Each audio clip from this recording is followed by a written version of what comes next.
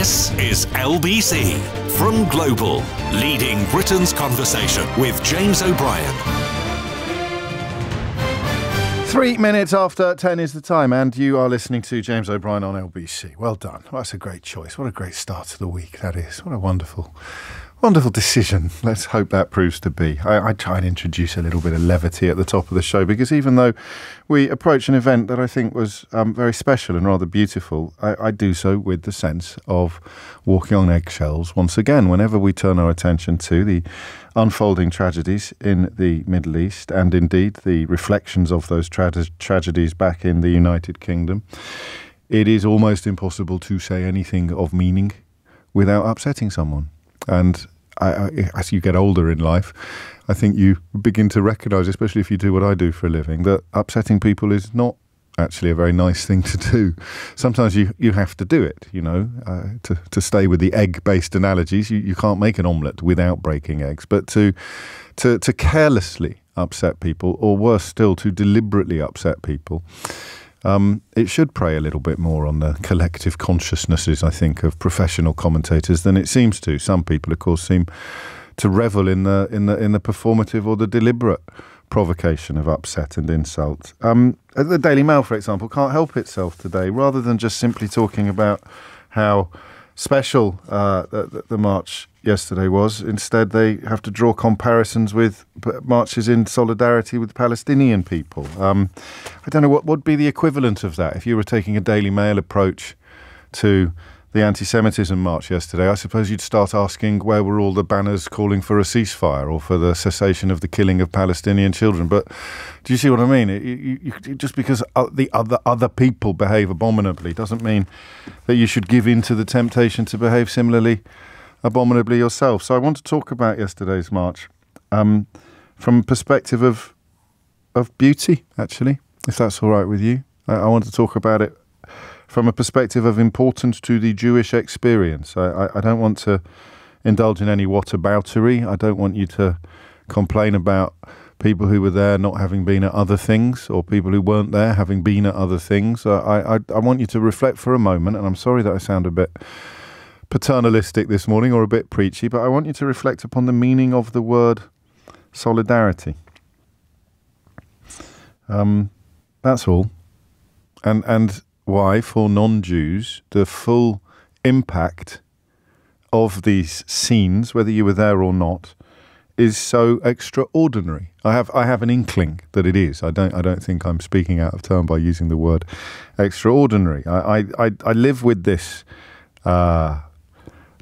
this incredible dissonance at the moment, as I'm sure you probably do as well. For those of us blessed, if that's the right word, not to have personal investment in these unfolding tragedies, not to have family in the Gaza Strip or Israel or the West Bank or friends, or close friends, it's so hard to hold a steady course. It's so hard to feel comparable levels of horror at the death of two children from two completely opposing camps, or two adults, two non-combatants from two completely opposing camps, and it doesn't make sense, does it? It's not a position of logic to be sort of equally heartbroken by deaths on all sides, not even on both sides. It doesn't sustain, because you have to have some inkling of precedence. You have to believe in a cause, for example, and I don't believe in Hamas's cause. I do believe in Israel's right to defend itself, but I don't believe in the carnage. I don't support the carnage that is continuing. I welcome the ceasefire. I hope it continues, and yet at the same time I understand the dedication to the notion of eradicating Hamas, but not to the point that it involves raising the entire Gaza Strip, where I think more people have already been killed, give or take, than in the first year of America's invasion of Iraq, I think I read this morning. So I mean, that's one of the reasons we haven't talked about it as much, perhaps, as we might have done, because I don't have what could be described as a strong and simple position. A strong and simple position. 8 minutes after 10. But I do on this march, which is why it's almost refreshing, as a, quotes, professional commentator, end quotes, to simply be able to say, God, that was nice. God, that was lovely. I wasn't there. I was in Hay-on-Wye, actually, at a book festival, but I followed the unfolding of it. An early trepidation that it might, like previous marches by people demonstrating solidarity with the Palestinian cause, that might get polluted by far-right agitators. And, you know, the reason why it would have been polluted by far-right agitators is because support for Jews or opposition to anti-Semitism does not and must not be conflated with support for the continuing annihilation of people in the Gaza Strip, the continuing bombardment of Muslims, which is what far-right agitators would feel rather warm towards. And yet the some of the scenes of the pro-Palestinian marches have been deeply, deeply moving as well. But the Jewish experience in this country is one of trepidation. It took me a very long time to understand this, and I didn't understand it until I started doing this job. And in fact, if I didn't do this job, I'm not sure I ever would have understood it. But perhaps one of the simplest ways into it is this. When you're conflating Israel with anti-Semitism, or you're conflating opposition to Israel with anti-Semitism, you are denying anti-Semitism, because at its very, very simplest, you're forgetting what happened before the modern state of Israel existed. So the idea that Jewish people should be constantly conscious of the difference between criticising Israel and anti-Semitism is fanciful because of what happened before the modern state of Israel existed. The knowledge, not just of the Holocaust, but of pogroms, of centuries of persecution, the absence of a home, a safe and permanent home, the relationship between the Jewish identity for most Jews and the modern state of Israel is almost impossible for an outsider to comprehend. And the reason why that relationship is so acute is because of the packed bag syndrome, as it were. The knowledge, not the fear, but the knowledge that you might have to leave the place you've called home for 1, 2, 3, 30 generations. You might have to leave it again. The familial story, the people's story is one of persecution, pogrom, and exodus. We might have to leave. So what I found so moving and profoundly emotional about yesterday's march was the message being sent to Jews in Britain, to British Jews, that you are at home now. You are at home here. But that's only what I saw. It can't be what I felt because I'm not Jewish. Because I'm not Jewish. So I want you to tell me what it means to you.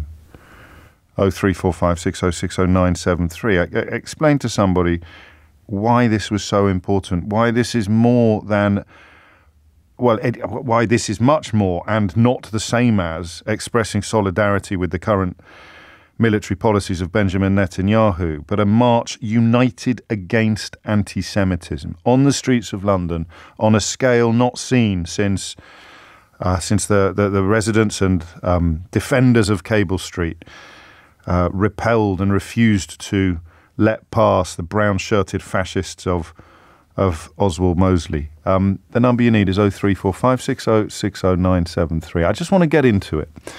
I want to get into the power and importance of what you saw or what you were part of yesterday. And I want you to, again, I stress, I want you to try to help me, to help other people listening, to understand why this is such a remarkable moment, why this was such a special event. In fact, such a special event that I'm going to suspend Idiot's Corner today, at least for the first hour of the programme. People are already applying to join it with the whataboutery and the references to the IDF and various other. This is not what yesterday was about. And I think that the organisers or everybody present did a really brilliant job of making the purpose clear. I think some people who turned up did so opportunistically. I don't know if it's a bit ambitious to suggest that if you are a vaguely public figure and you go on something like this, the last thing you should do is post a selfie. But on the other hand, you are showing your solidarity. So why should you not publicise the demonstration of solidarity? But there was some opportunism on the ground. You can't help that. You can, however, acknowledge that shoulder to shoulder with British Jews is a statement of, I think, on this scale, of unprecedented importance. And I just need a little bit of help this morning communicating that to people who perhaps don't see it or understand it. And I want you to tell me why. Why was this march so important to you? Hit the numbers now, you will get through. 0345 6060 973. Leslie puts it well. She says, I'm in touch with people in Israel. I can tell you this march of solidarity with the Jewish people meant the world to them. It was especially beautiful because it wasn't against anyone or anything. It wasn't even pro-Israel. It was simply a show of support and understanding. One of the hardest things I can imagine about being Jewish at the moment would be the presumption by people who know you well and who you thought you knew well, that you must somehow be in complete agreement with absolutely everything that is done by the Israeli state. And that's why Leslie's point is so pertinent, isn't it? Because you just don't go there on a day like yesterday. This is a march in opposition to anti-Semitism, but essentially it's a march of solidarity and support. That phrase, shoulder to shoulder, is so powerful. I mean, if it's against anything, it's against hatred and bigotry. And that's why I think it resonated with me in a way that I wouldn't say I wasn't expecting, but I certainly wasn't, I mean, the numbers were part of it, the faces, the signs, the placards. It just, I think it reached parts of me that I didn't know would be reached, or possibly that I didn't even know existed. It's a long time since I felt very proud to be British. But I did yesterday, watching these scenes. Not least because there's a mate of mine in the very front row of it all, Eddie Marson there at the front page of the Times this morning, and Rob Rinder, who's been a wonderful guest on Full Disclosure as well, and Rachel Riley, who I've had the pleasure of meeting on several occasions, and Vanessa Feltz, ditto, who I'm a big fan of. Just lovely to see this sort of linking of arms, both actual, both physical and metaphorical. But I am merely an outsider. And today I want to know the inside view on what this meant. And look back over family stories, look back over history, look back over that narrative of the permanently packed bags, whether metaphorical or actual, and whether or not... would you allow me to ask I just ask, has it changed the way you feel about being British? 0345 6060 973 is the number you need. And if you hit the numbers now, you will get through. James O'Brien on LBC. James O'Brien on LBC. 19 minutes after 10 is the time. And we spend a lot of time attacking newspapers. So today we'll give some credit to the Times. They got their front page absolutely spot on today. Doesn't even have a big headline. It certainly doesn't do what the Daily Mail does and use the opportunity of a very special moment to take swings at people that they don't like, and it certainly doesn't do what the Daily Telegraph does, which is to mark the March Against Anti-Semitism with a big picture of Boris Johnson and his wife, who, to their credit, attended. But the idea that would be the most important element to take away is something you would have to take up with the editor of the Daily Telegraph. I'm taking it up with you, and I want to know why. Actually, can I change my question slightly? I want to know why you, in the beginning as a British Jew, but we'll move away from that qualification shortly as well, whether you were you surprised by the profundity of what you felt yesterday, whether you were there or not? Did it take you by surprise? And if so, why? Abigail is in Norfolk, which is quite vague. Abigail, what would you like to say? Hi. I'd just like to say that I'm a British Jew. What was really important to me about the march yesterday was, although I wasn't there, my husband went and my daughter went and my son's in London and they all met up together. Oh, that's nice. It was, yeah. And I'm just relieved that it went so well. I'm glad that it was the Jews and non-Jews alike showed the best of themselves. And I'd also like to say that when you have children who are generally the only Jewish children in a school, and it can be so isolating, that they could actually be with other Jews and non-Jews and feel that they weren't under threat, because it's very much like that in some schools. And in your children's school? Oh, gosh, yeah. Really? Not in her current school. No, my son has left school now, but it was every day. Okay. It was every day. and horrific, actually, really disturbing. But so it counters that a bit, because it won't remove that, will it? But No. what does it do? What's the right word to use then? It reminds you that that's not the only outlook. Exactly. And it was, yes, of course, there were, being amongst fellow Jews, but the fact that non-Jewish people were there, and that there was this wonderful kind of moment, and my husband was sending me photographs and things like that. And just to feel part of a bigger and better moment. You hope it's there, but you can't be sure. And then on days like yesterday, you can. Yeah, well, to be quite honest, it's been really hot. We've had not a very pleasant experience throughout our time. Gosh, I'm very sorry to hear that. Well, it's, you can say, I'm not okay about it, but we survive it. Yes, of course. I understand exactly what you're saying. The acknowledgement of it, but the need to get through it can sometimes sound as if you're sort of saying, oh, it's fine, it doesn't bother, but it does hurt and it does bother you, but you have no choice but to wade on. Thank you, Abigail. Amanda is in Finchley, 2 A's. There you go. Amanda, what would you like to say? Hi there. I felt that it was extremely important to show up, to show our faces, to not be afraid. I mean, we've had such a difficult, 50 or so days with genuine fear from my children and genuine anxiety amongst my friends and my family about what we do, where we go, whether we can go out on a certain day, what we should do. And this felt like our day. We're proud. Nobody covered their faces. There was nothing that was vaguely scary or antagonistic about it. It was wonderful. My children, who are 16 and 14, said before we went, should we be afraid? And do you think anyone will try and hurt us? And I said, no, don't be silly. Don't need to be afraid. And they said, well, what's the worst that can happen? And we went into the very worst that might happen is that somebody might shout things at us. And we really didn't. They'd have to be unhinged, I think, to do so in those sort of contexts. And I understand the point you make about covered faces, but I suppose people who were marching the previous day or previous weeks in solidarity with Palestinians had to deal with the British Home Secretary calling them hate marchers, even if they were pushing their pushchairs along with their children in. So is it progress, do you think, to know that the far right were not planning to mobilise, were not threatening to turn up in mob-handed to abuse you and attack you? I think it's progress, isn't it?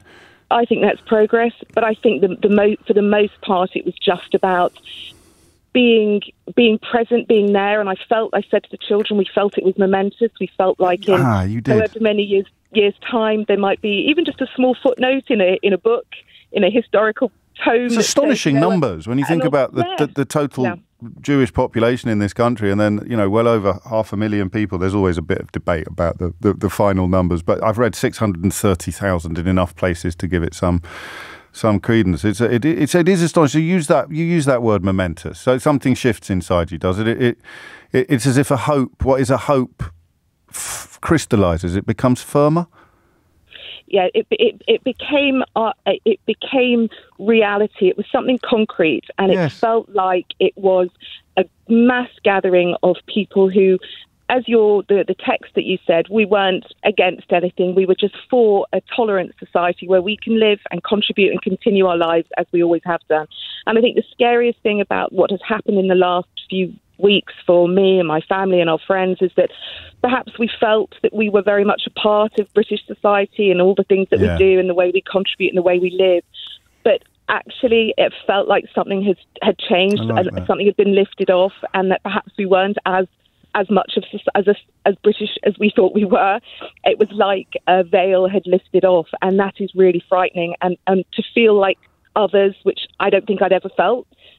Born in Manchester, live in London, do my stuff, do my thing, do what everybody else does. But I've never felt much of another. I've been very proud Jew all my life. Attend synagogue and all of that. Yes. But I hadn't felt like another person. I'd felt like everybody else. And I think this last few months has made me feel I think that's been underestimated, hasn't it? In fact, I've probably got that a little bit wrong by talking about the packed bags and the sense of permanent threat. In fact, the generation after generation, presumably that diminishes in places of peacefulness, in place. So you do actually, as you say, not feel it as anywhere near as keenly as, for example, your grandparents would have done, or even perhaps your parents, and then just seeing what seemed to be a dreadful conflation from some quarters.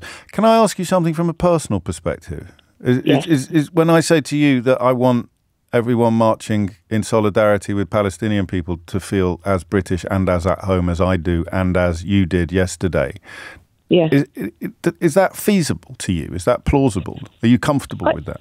I think it is. And when I watched the videos of those marches, I also, a lot of what we experienced yesterday, I can see mirrored. But what I didn't see yesterday was any element of something that felt more extreme and a bit darker and felt threatening. And that is, I think, as a Jewish person, when you do see From the River to the Sea, it does have a meaning, and I don't think anyone can tell us it doesn't, it shouldn't, because it does. So it didn't spill It's been over explained into enough now to Yes. And if those things continue to happen in that tiny element of those peaceful protests, it continues to pollute the whole thing in a way. Is it pertinent that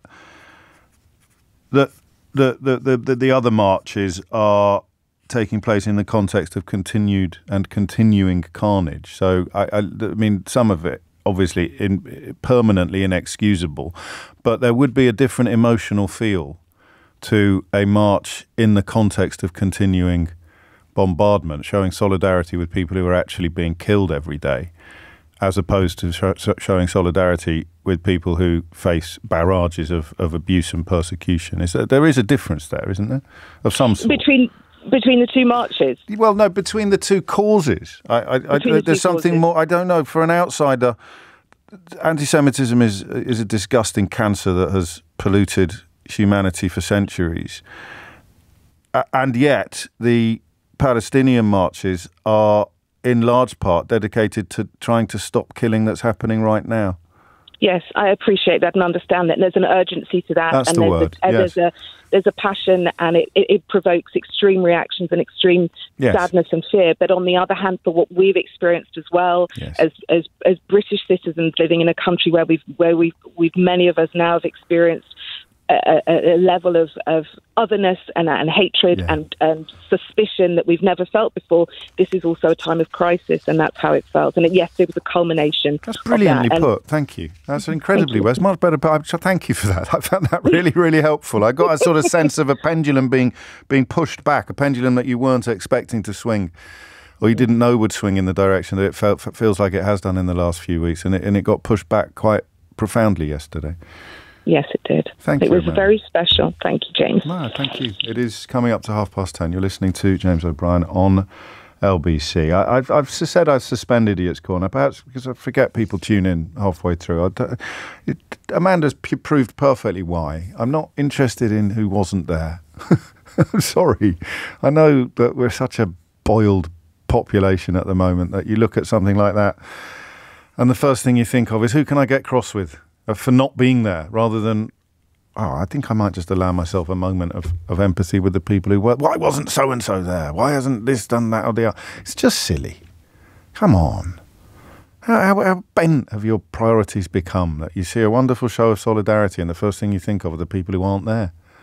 It's just not normal behaviour, that. You can do better. In fact, it's almost an insult to the thinking and the feeling behind the whole march. James O'Brien on LBC.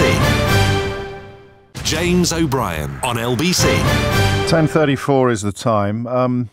This is interesting from Jeremy, who's in Sevenoaks. You said, James, you felt proud to be British watching yesterday's marches. I understand the context of why you said that, but listening to your last caller and all that her family and fellow Jews, it was Abigail, have recently been made to feel in Britain in 2023, and the veil she refers to that has made them feel so scared, targeted and isolated, I could not be more ashamed to be British. And there it is. I don't know quite how many people there are in the place that I find myself, very naively wishing that we could somehow find areas of broad agreement. And I don't think we can at the moment. I don't think we can, except on the beauty of yesterday's show of solidarity. And that's why it was so cleverly and carefully conducted. Because if it was a march about people currently being bombed every day in the, thousands and thousands of dead, I don't think you could have conducted and this is where Amanda helped me frame my thoughts better than I could have done on my own. You couldn't have had the same sense, the same feeling of calm and solidarity if it were about people currently being bombed to death. So there are two, I think, irreconcilable phenomena unfolding here. And you know what I'm like. I'm an idiot. I want to try and reconcile them. I don't know why. I would do it most days, don't we? We try and make some sense of what. Sometimes you just can't. We may even go further in the next hour and start looking at the sense and sensibility of the ceasefire or the pause that's currently underway. I haven't talked about it for a while, partly because the psychic toll it takes on all of us is so much, and I think increasingly probably because it is so hard to edge towards any form of clarity, which is normally what unites us every morning, isn't it? 10:36 is the time. Anyway, back to the beauty of yesterday's events and the profundity, the importance of them for you. Damon's in Hemel Hempstead. Damon, what would you like to say? Good morning, James. Hello. I was one of the volunteer stewards yesterday. Fantastic. Did you have a high-vis vest? I did have it was a lovely light blue high-vis vest. Excellent. And, we got there very early, and I was able to speak to many, obviously not 100,000 people, but a lot of people that were turning up. You need to put your vest on, mate. You've got some crowd control issues going on in the background there. There's nothing to control. Everybody was in. They were as one. It was quite amazing. But the beauty was, so we had 200 stewards there. There was a group of 30 Nepalese that came along to volunteer as stewards for the day. Amazing. And talking to people, I spoke to one guy, just a white British guy in his 60s. Yeah. He said it was the first demonstration, first show, whatever it may have been, that he's ever been on in his mid-60s. And he felt the need to because, obviously never again. He never grew up in it, but obviously hearing about it from his parents. And he just wanted to make sure that the Jews of his country knew that the people of Britain wouldn't let it happen again. And I think we needed to hear that. Shoulder to shoulder. Shoulder to shoulder is the phrase. Was there a moment in the day when you felt something shift inside you? Because you got quite a few plates spinning as a steward. Was there a moment where you just thought, oh, my goodness? 100%. I stood quite near the beginning of the march, but we were static. We watched everybody walk past us. Right, and the sheer numbers that's the power. Shifted me. Yeah. The sheer numbers. Watching 100,000 people walk by you all on one side was just absolutely unbelievable. It was an amazing sight. Oh, whoa. You've got to get your stewarding skills back up and running now. No, I succeeded yesterday. I'm failing today at the day. It's because you haven't got your vest on, Damon. I told you that already. Thank you. I shall let you attend to your duties at home. There is something, I mean, whatever it is, whether it's a cathedral or a football stadium, something about a swell of humanity, a huge surge, a swell of humanity is so powerful, and it has been powerful on the previous marches in solidarity with Palestinian people. But for Jews who have felt perhaps lonely, is the word I'd reach for, having spoken to you since the terror attack of October the 7th, lonely, and in some sense for British Jews, I think perhaps even abandoned.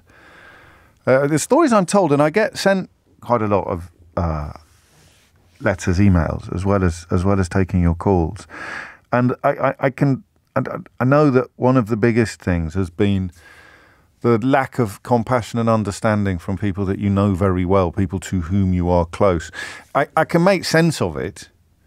The experience of a British Jew in this country is, it is different from historical experiences. So it's hard for your neighbours, your school friends, your colleagues. It's hard to understand that there's more to it than the fear in the moment, that there is the fear of history repeating itself. And yet, I think until we spoke to Amanda, I'd kind of overlooked the fact that diminishes with each generation. And then when you witness things that you've witnessed in the last 50 days, it begins to come back again. 10:39 is the time. Adam's in Southend. Adam, what would you like to say? Hi, James. Hello, mate. My fireman and I went for 3 reasons.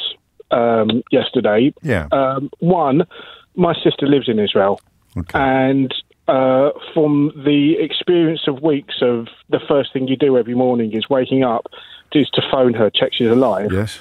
It was the least I could do, and it meant a lot to her that we were standing up to be counted. The second thing is that the thing that, you know, it's impossible to not draw parallels to 1930s Germany. The thing that we've all our family said is the silence from people in the face of anti-Semitism is deathning. And that really upsets me. I don't want to argue with you. I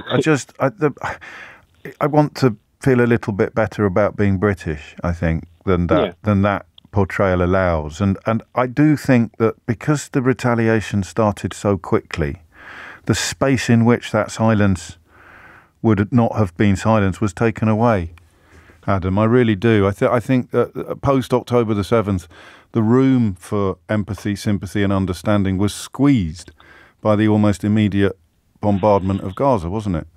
It was, but it's silence in the face of anti-Semitism, not about what's going on in Israel. Okay. Anti-Semitism in the UK. It's and of course, it's not a malicious thing. It's that if you're not living in that world, you know, it's a lack of empathy. It's a lack of understanding, really. Yeah, you know, it's like my dad always, when we were growing up, always used to turn around to us and say, "Never underestimate the power of someone to turn around and call you pardon my language, a bloody Jew." Yes. And I, of course, me being a teenager and you were like, don't be silly, it's not like that anymore. Unfortunately, now it is like that for us. That is now our experience. It's back, as it were. Yeah. And the third reason we went is that I kind of liken the pro-Palestinian marches to the Polish builders' experience of Brexit. Yeah. The people who voted weren't being racist, but what happened was it gave permission to people who are racist to actually suddenly start saying it out loud. Gosh.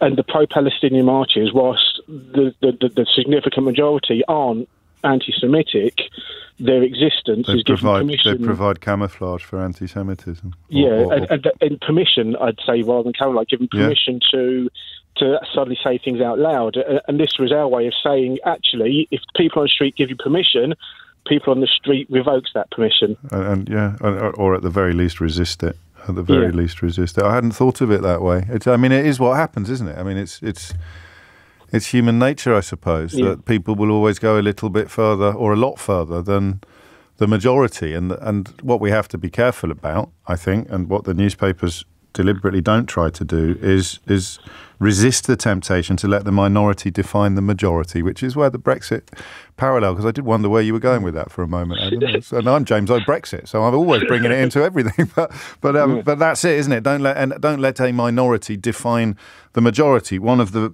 lovely things about yesterday that there was no polluting minority to malign the reputation of the majority. Well, apart from little Tommy Ten Names turning up, but the organisers had specifically asked him not to, so that it's a completely different kettle of fish. From I did feel a little uncomfortable sitting there listening to Robert Jenrick's speech, because I'm quite upset by being represented by someone who wants to paint over cartoon characters because we're too welcoming. But gosh, that's a really good point. I'd missed that.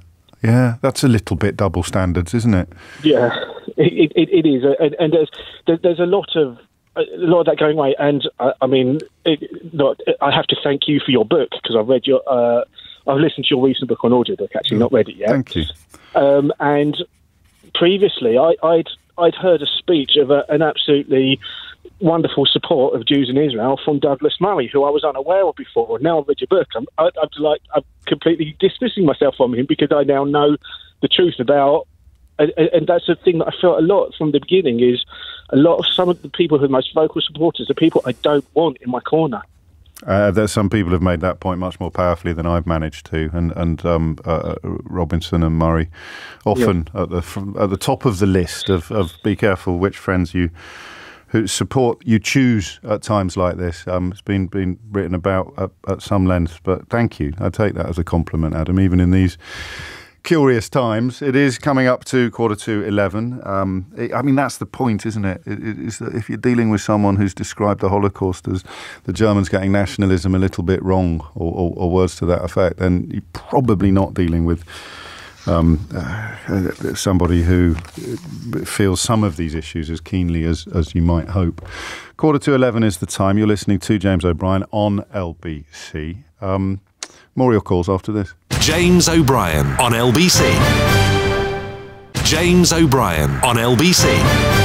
It is 10:49. I don't think this is whataboutery, and the first line certainly qualifies the contributor to comment. I'm a British Jew, James. I'm the son of Holocaust refugees. I wasn't there yesterday, but I don't feel the significance of it out here in the Shires. That might be a typo. I'll read the rest of it. I think the reality of growing populism and the othering that it relies on, which Boris Johnson has arguably had such a key role in bringing into the mainstream, is such a danger that I don't feel reassured. Yeah, not a typo.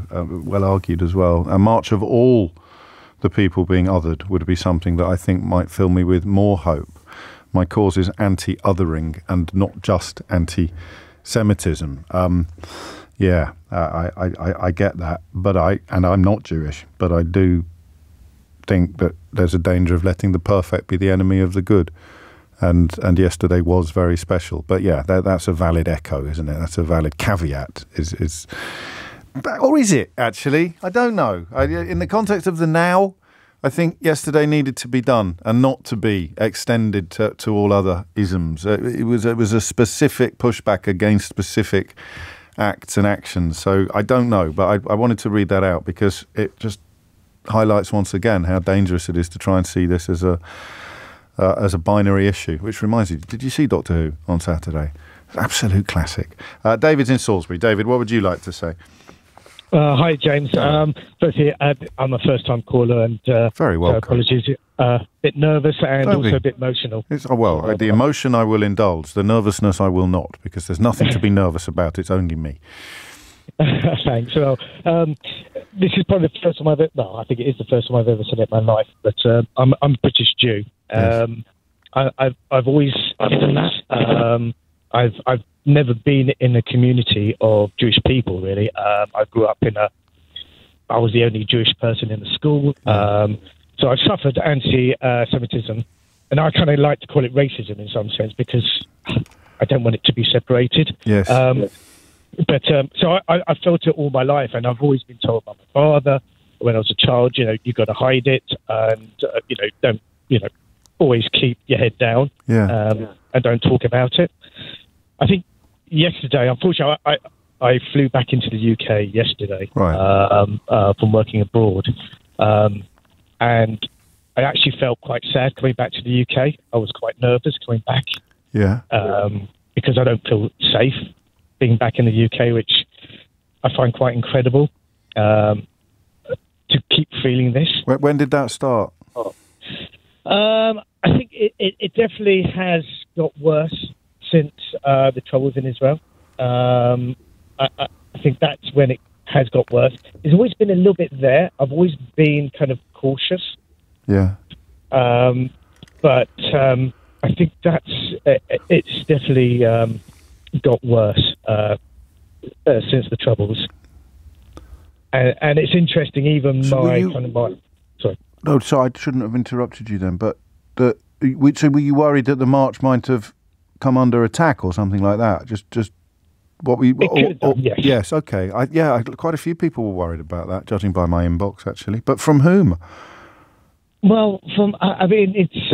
I think this is... Anti-Israel. Yeah, okay. So it wouldn't have been a traditional far-right attack. It wouldn't have been the National Front turning up or the brown shirts like it was in 1936. But it might have been people who have allowed their opposition to what Israel is doing in Gaza to become a form of anti-Semitism, a form of racism. I think you're right. We must call it what it is as well. Yeah, exactly that. And I think this is the miseducation as well of not just Israel, but Jewish people as well. There's this kind of picture which is being kind of presented over history. Yes. And I don't think that's ever been kind of tackled and ever being kind of cleaned up. That makes sense. Yes. What do you mean? The difference between being Jewish and being a absolutely Israeli. Well, not just Israeli, but a passionate supporter of Likud, for example, or of Benjamin Netanyahu's policies. Absolutely. And also that's the biggest bit that's missing always from the. And I sometimes wonder whether our media is complicit in that absence of clarity. Yeah, absolutely, and I think they are, and I think this is, again, it comes down to the whole education part, and it's hard. I understand it's hard. I mean, I had a penny drop moment in beginning of the year where my close friends who are not Jewish, I don't really have any close friends who are Jewish, and they were doing a show and it had a swastika flag, and it really affected me in the show. Right. And they didn't get it. They didn't understand the deep kind of pain that has. Yeah. And for me, that kind of had a little point where I went, I understand now when black people say, you don't understand because you're not in my skin. Yeah. And it was similar to that kind of, it was a penny drop for me where I thought, I understand that now because they don't understand what it's like to be Jewish. Yeah. They don't get that feeling that there's that deep kind of narrow pain that runs through us. That's so well put, because you can intellectually empathise, but you can never feel it. You can never feel it in the same way. And that hurts me because people really need to understand and feel that, not just from a Jewish point of view, but from any point of view. I think you can grow it. I think you and I share some hope and faith in this. I think you can massively improve the understanding. You may never reach the point of full reflection, full empathy. You can never, know exactly what it would be like to walk in your shoes, but you can get better and better and better at understanding it. Absolutely. And, this has been, even ringing you up today has been really hard for me. I can tell. To actually mention that I'm Jewish has been quite tough. Yeah.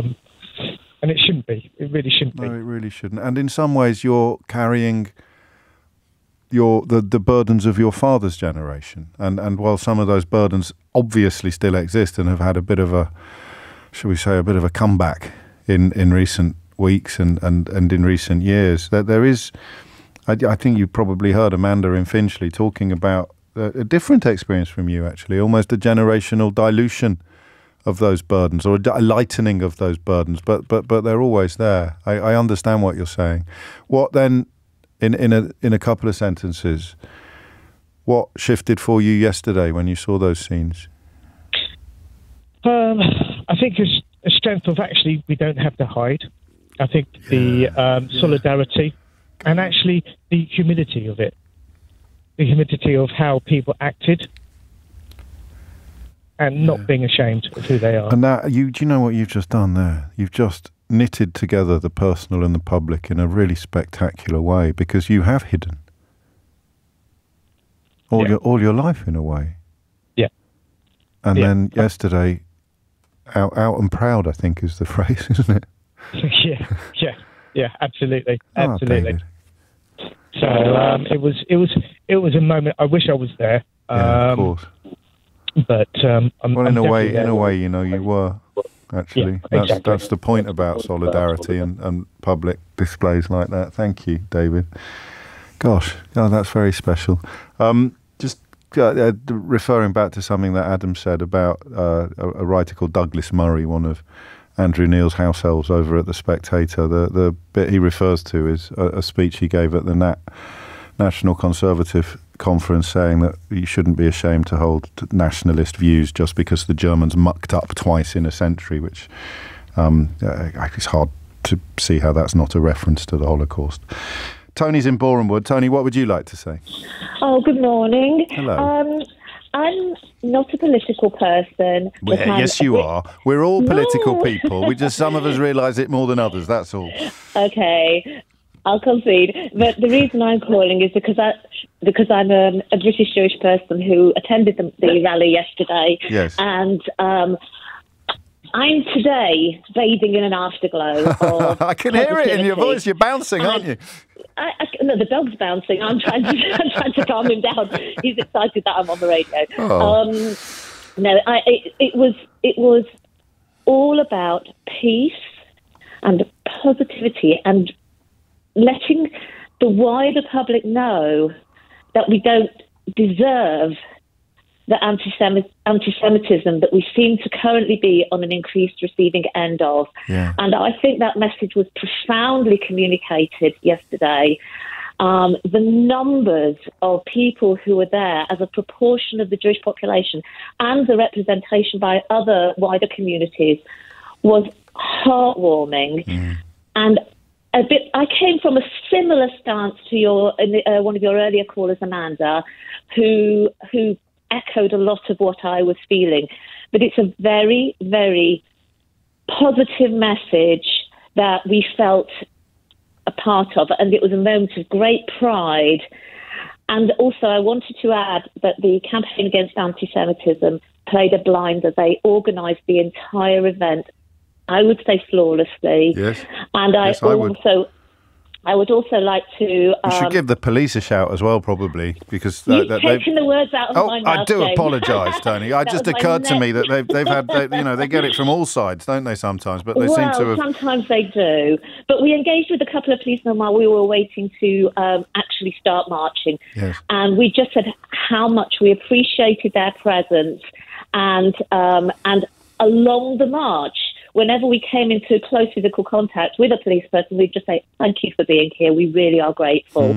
And I think maybe they appreciated that. I'd like to think that they did. No, I can tell you that but we felt it genuinely because they were attentive and they answered our questions. And I was asking, because I was concerned, like many others, if there were likely to be counter-protesters, and if so, would we encounter them on our route? And the firm answer was there are counter-protests, but they are segregated so far away from where you're walking that you will not experience any of their chants or anything like that. Which is, I haven't seen any coverage of that, actually, of counter-protests. I don't think it was a significant element of the day. But you're yes, of course, and it was clear to see, and every caller has reflected that. And my obsession with right-wing newspapers, though, so I have to bring it in at some point. Because you're not the headline, yeah. Well, that's not ideal, but you've got, I think, people turning up more fearful of the prospect of violence than they should have been, and that has probably been created by the magnification of the elements on the pro-Palestinian marches that were toxic. The newspapers, by focusing in on them, created an atmosphere of fear that thankfully was swiftly dissipated on the streets of London yesterday. I think yesterday did prove that we can march and safely, and I'm hoping that will translate to a scenario going forward where we can coexist with all our peace-loving compatriots rather than be constantly looking over our shoulder, which is how we have felt always, but particularly emphasised since October 7th. Yeah, and again, I think there are a variety of reasons for that, but it doesn't really matter what they are because the reality of what you describe is irrefutable. Thank you, Tony. Thank you, everybody, that hour. You can tell I do sometimes approach those conversations with my heart very much, well, in my mouth, actually, not on my sleeve, because it is so tricky. But I should have trusted you a lot more. And I'm going to have to do so again in the next hour because we will now turn our attention to the reality of life on the ground in Gaza and in Israel, and the curious question of when is a ceasefire not a ceasefire, and probably even the hardest question of all at the moment, which is how does this end? It's 11:02. James O'Brien on LBC. James O'Brien on LBC. And it is 6 minutes after 11. You're listening to James O'Brien on LBC, where I suspect, like me, you're probably a bit confused about what is now happening between Israel and Hamas. The third exchange of hostages and prisoners between Hamas and Israel took place yesterday, with Joe Biden expressing hope that the truce would be extended beyond today. The feeling is, I think, that Israel considers its campaign to be far from over. Benjamin Netanyahu, whose position is fragile anyway, but who I think sees a continuing campaign as consolidating his hold on power, said, "We are continuing until the end, until victory. Nothing will stop us," which I really think demands that we ask what that is. We will continue until the end. We are continuing until the end. What is the end? 0345 606 0973. We may throw out some other questions to ask in the meantime. Some of the scenes were just beautiful. Some of the scenes of reunion were incredibly powerful. But again, the eggshells come out, the tightrope comes out. You're not supposed to feel as moved by the release of a Palestinian child, some of whom I think were jailed for throwing stones, as you are by an Israeli child who were captured for doing nothing. So you can see that there's a difference there, but is it a massively profound difference? A family denied unity and then unity restored. It's moving objectively until, or before you find out where those families were born or what star they were born under. So there's one question I want to ask, and if this is wrong or crass, then just tell me, right, and we'll move on. But why didn't this happen sooner? Why, when we are understandably celebrating and sighing with relief at the truce, which is probably not going to last significantly beyond tomorrow, and the exchange of hostages, today we should see more handed over, 50 hostages held by Hamas and others in Gaza, hopefully, and some prisoners held currently in Israel, women and children held in Israel. Someone objected to the use of the word children yesterday. That's what I mean about eggshells. They are people under 19. I said, well, we call them children. But someone objected to the use of the word children yesterday. Genuinely, someone I know. And I don't get that. I'm sorry. But why didn't this happen sooner? You can question the numbers, but you can't question the general direction of traffic. About 13,000 people have been killed in 7 weeks. About 12,000 were recorded by Iraq body count as having been killed in Iraq in the first year of the US-led invasion in 2003.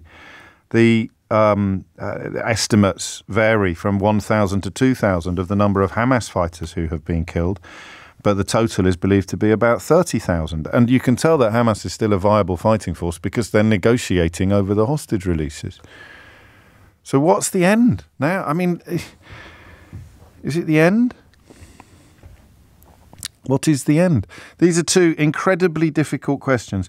When we started calling for a truce or a ceasefire, we were told that you couldn't possibly have one because Hamas would regroup. So what's changed? Aid could get in. That to me is that's the almost unbearable humanity, actually, or human angle. The aid goes in and then the bombing starts again. It's like boxers. The bell goes, but there's no referee to stop the fight. The bell goes. You can have your cuts patched up, or you can have a squirt of water in your face. But there's no referee to stop the fight. You're going to get pushed back out into the ring in 5 minutes' time, and the fella in the other corner, he's not got a scratch on him. In the context of this specific bout, this specific battle, I can't get past that. I can't get past that, so I'm not going to try. We'll talk about it. How do you process emotionally or intellectually this concept of a truce so that aid can get in and then the bombing starts again? 0345 606 0973 is the number that you need. The end would involve the return of all the hostages, but that doesn't seem true anymore either, does it? Seems to me that with the caveat that some of them are held by groups other than Hamas, we're now on a path where it looks as if the kidnappers would be prepared to hand over everybody that they're currently holding. And do you think Israel would stop then? No.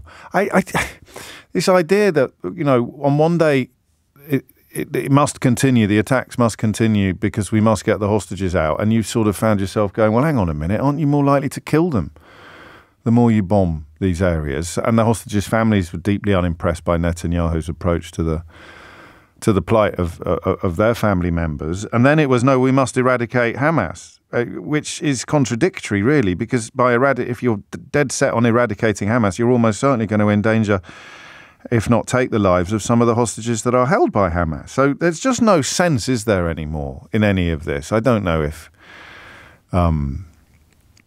there ever was. But those are the questions I've got for you.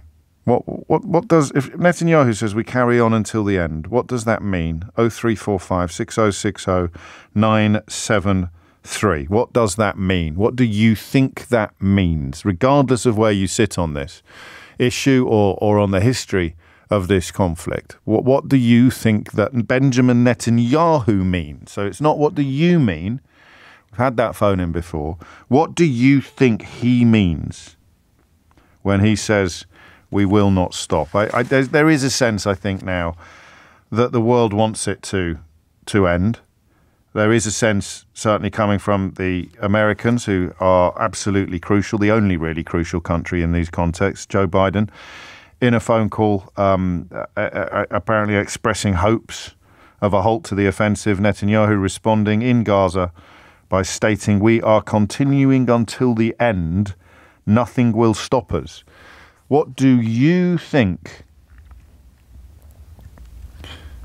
Benjamin Netanyahu means when he says we will continue until the end? That's the 30 minutes after 11. That is the question that I want you to work with this hour. What do you think he means? I don't know that we're going to open up Idiot's Corner, but I'll just give you a little flavour of what I deal with on days like this, in case you wonder why I sometimes sound so beleaguered. Here's Ryan saying, it's disgusting you claim that children throwing stones at the military power, oppressing and imprisoning them are not equivalent in their innocence to Jewish children. You're sick. I was trying to express my view that they are equivalent in their innocence, except that one threw stones and one didn't. So the question becomes how big a deal you think throwing stones is. I don't think it's a big deal, Ryan. But equally, you're perfectly entitled to consider that I'm sick.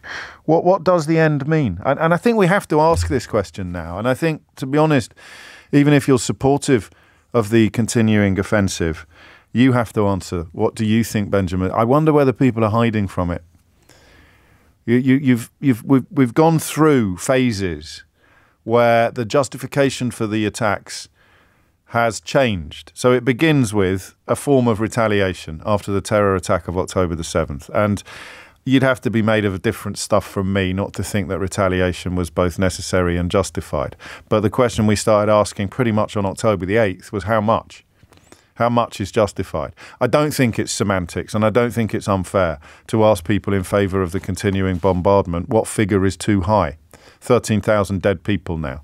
13,000 dead humans in a country where the population is so decimated that the average age is much lower than the international average. So you're looking at a lot of children who are dead. 13,000, still not enough. Netanyahu wants more. He will continue until the end. What is the end? We're at the 13,000 mark. What is the end? So you move then from the retaliation to the claim that we must rescue the hostages. Well, it looks to me now as if the leaders of the Hamas death cult are horse trading, human trading, and are prepared to continue to do so. I wonder whether they, in their sick way, are thinking mission accomplished. You know, we've got now a new generation of young Palestinians who have seen carnage and destruction on a scale that they would not have been able to conceive of before. So the next generation of fighters is secure. And yet Israel then says, well, we must eradicate Hamas. I have no idea what Benjamin Netanyahu means when he says the end, but the only answer I've got that fits all of the necessary requirements is that he wants to raise the Gaza Strip to the ground. What else can he mean? You tell me. 03456060973. It's such a strange phrase. It's such a haunting phrase. Nothing will stop us. What does that mean? What do you think he means? We are continuing until the end, until victory. Nothing will stop us. When you consider that hostages are now being returned and that 13,000 Palestinians are dead, the question becomes ever more urgent. And also, when you consider that Joe Biden has expressed hopes for a ceasefire, for a longer ceasefire. I don't want to do the semantics and the philosophy of when is a ceasefire, not a ceasefire, when is a truce, not a truce.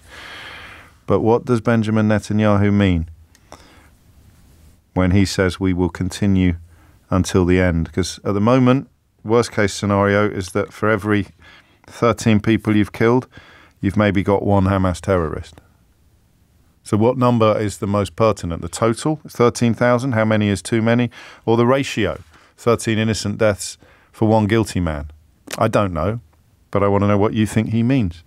And again, as ever, on this subject, we will do our level best to tread carefully, but you must also be aware that this is your program too. So if you do feel, well, if you feel I get something wrong, not in the normal way, but as in going to places or saying things that should not be said, then do let me know. And I will give your contribution full respect. It's 11:18. James O'Brien on LBC. James O'Brien on LBC. 21 minutes after 11 is the time. And it's a weird one, this, but I think I can only do this on Mondays and Tuesdays. I think by the end of the week, I sort of have a fatigue, a mental and emotional fatigue if we've been covering difficult news. It's fine when there's no difficult news, but when was the last time there was no difficult news? If we're covering difficult news together, and I'm very alive to your sensitivities, then it can be quite a draining experience. I'm not going to claim it's harder work than being a builder, because that went so well last time.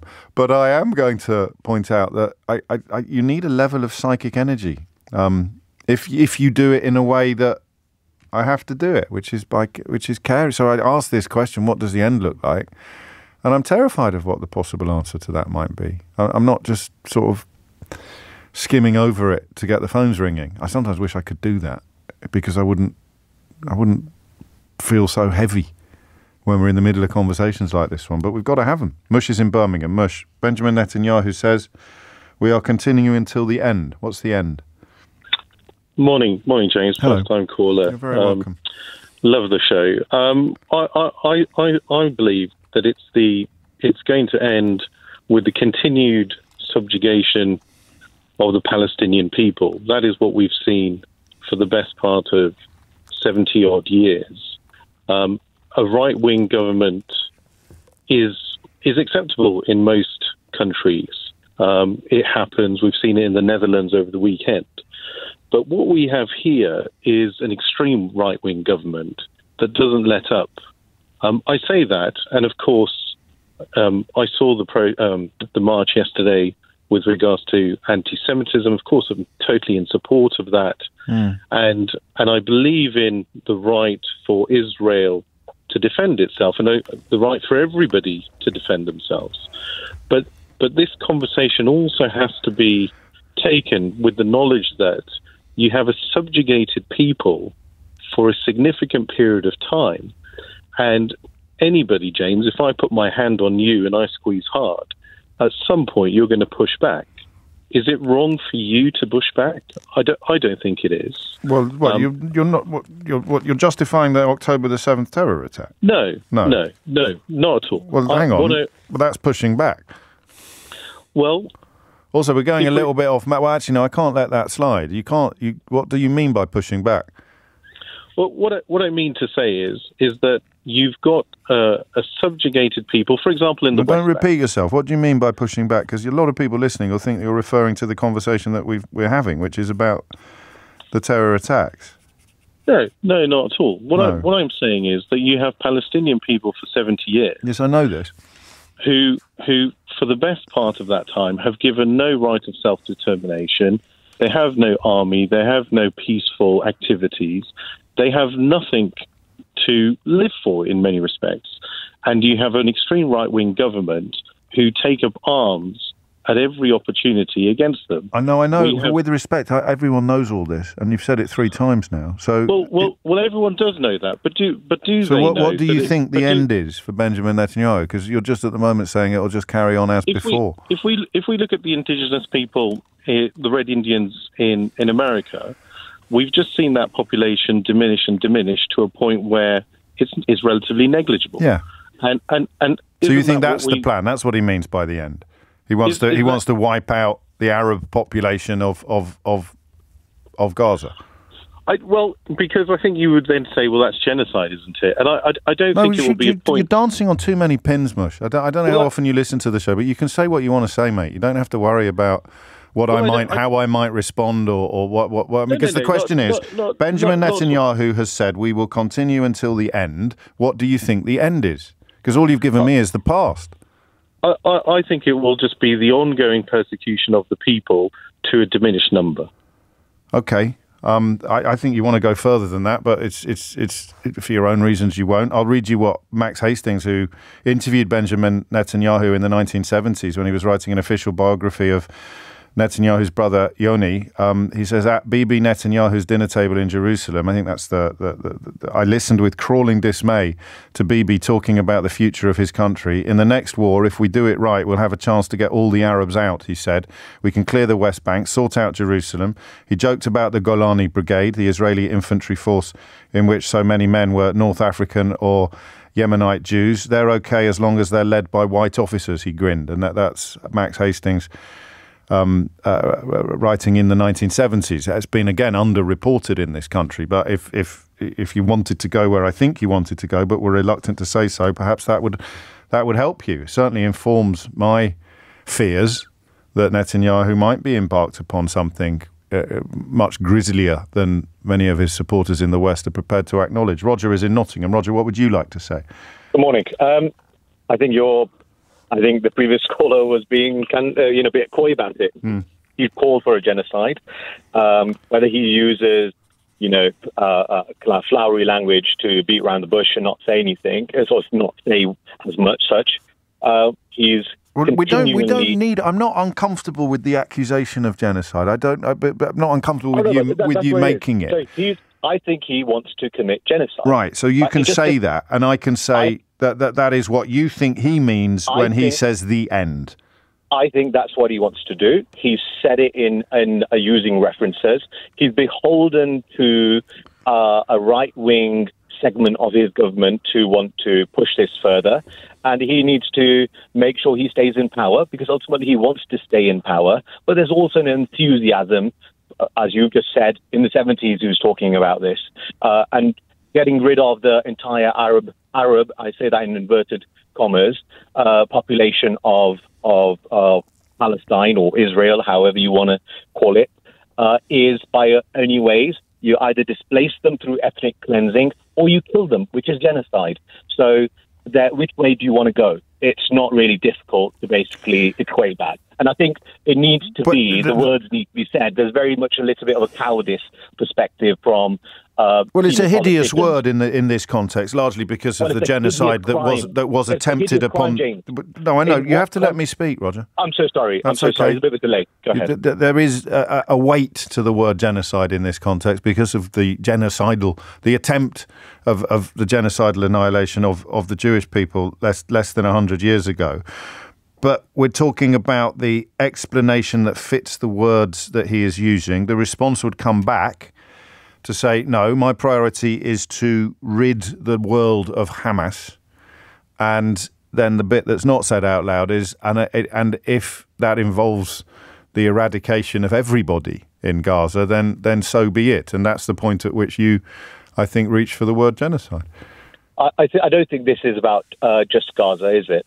I don't know why we seem to segment a significant part and ignore a significant part of what's going on. In the West Bank last night, there was 8 Palestinians killed. What ceasefire were we talking about? Well, we're talking about the ceasefire between Hamas and Israel, and Hamas aren't in the West Bank. So I understand that. Again, you're doing it again. Let me finish. Let me finish. Okay, but you asked me a question, and I'm trying to answer it. Well, it was rhetorical. We don't do rhetorical questions, Roger. Okay, go ahead. So the answer to your question is that the ceasefire, then you just said, what ceasefire are we talking about? We're talking about the ceasefire between Hamas and Israel while the hostage negotiations continue, and Hamas are not in the West Bank. So if it's rhetorical, you already know the answer. Why are you trying to mislead my listeners? Well, I'm not trying to mislead your listeners. I wanted them to be educated about what's going on. Well, I'll handle that, mate.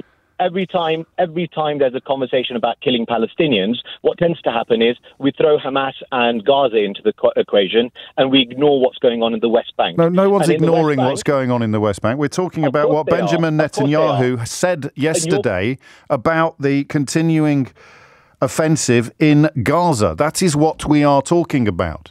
We can add as an aside, of course, the ceasefire doesn't apply in the West Bank, and 8 Palestinians were killed yesterday by Israeli forces, but it doesn't address the question that the phone-in is currently addressing.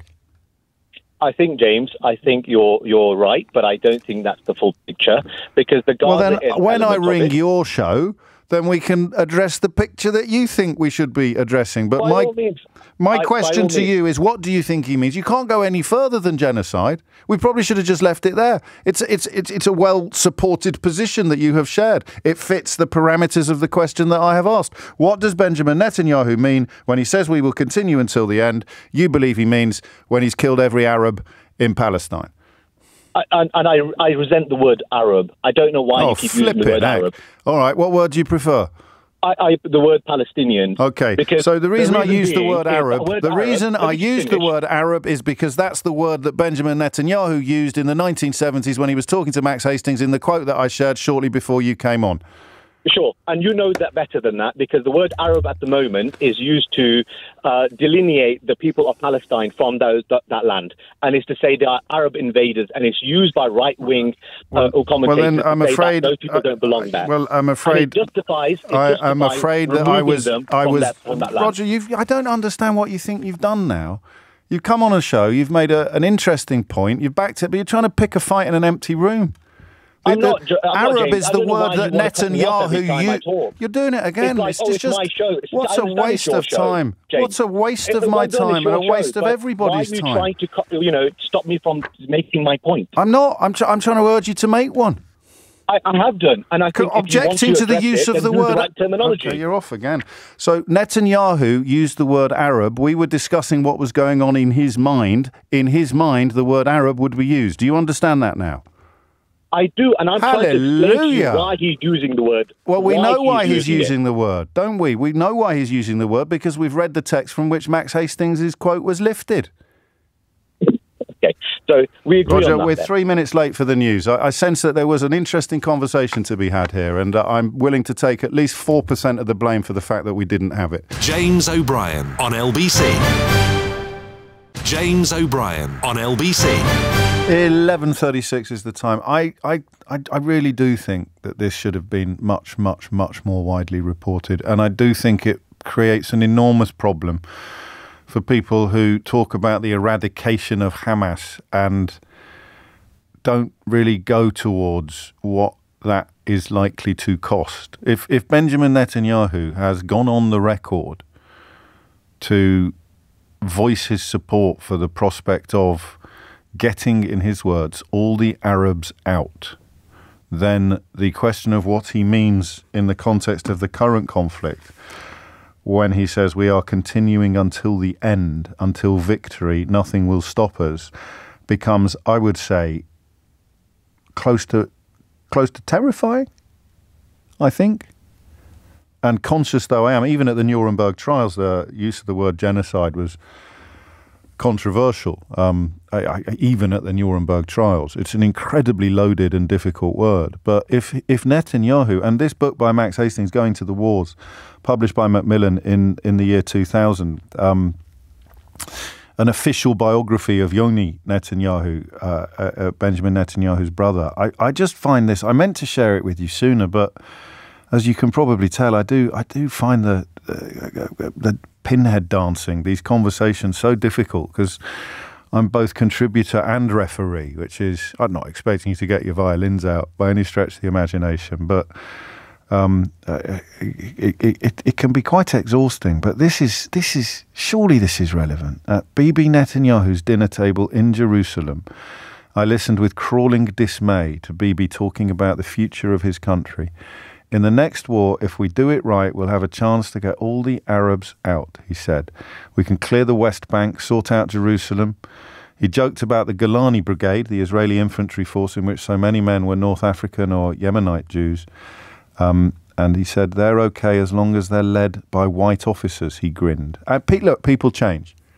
But imagine for a moment that Benjamin Netanyahu hasn't changed very much from when he said that to one of the most respected historians in the UK, one of the most respected British historians, who went on to edit the Daily Telegraph long before it began its decline into the nonsense that it publishes today. So let's imagine that Netanyahu hasn't changed that much since then, and then ask yourself what he means when he says we are continuing until the end, until victory, even as hostage negotiations achieve success.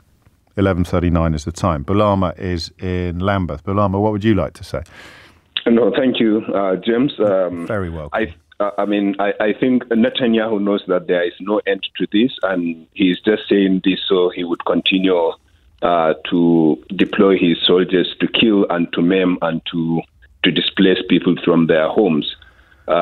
We know that this situation has been going on for decades, and unfortunately, like you said on the top of the program, what has happened over the past 7 weeks, 13,000 people killed, would only arm Hamas to mobilize, recruit, and radicalize more young people. And it's not just Hamas, James. I was looking at groups in Africa, and you just can't imagine how Al-Qaeda affiliates across Africa are using the Palestinian situation, the attacks in Gaza, to recruit young people and to mobilize money and to raise funds. So Netanyahu knows that there is no end in sight. And when he says no one can stop them or nothing can stop them, he's just bluffing, because we know that when you ask what changed between the period when they were saying there cannot be cessation of hostilities or peace talks with Hamas, we know that it was U.S. that changed the situation. It was Joe Biden that confronted him and made him to do it. We know that Joe Biden did it for political reasons. He saw how he is sinking in the polls in the U.S. Because people still have conscience and they know that what's going on is wrong. He then pressured Netanyahu to do what he did in terms of the recent post that we saw. And so if the U.S. wants Israel to stop killing innocent people in Gaza, they would stop. If the U.S. would continue to pay lip service to the two-state solution, if the U.S. would continue to pay lip service to the plight of the Palestinian civilians, then Netanyahu would continue because, he saw it as a carte blanche when we had the last conversation. It was only after Western leaders had made it clear to him that there are now red lines because of pressure, political pressure from the West, that he is now shifting ground. So, but as a holding tactic rather than a tactical change. So what we see is a truce, almost as a fig leaf, as a purchase of time before he starts again, not as a change of intent or a change of tactic. Yeah. The only way it will become change of intent or tactic is if the U.S. continues to stamp its feet on the ground to tell him you cannot continue.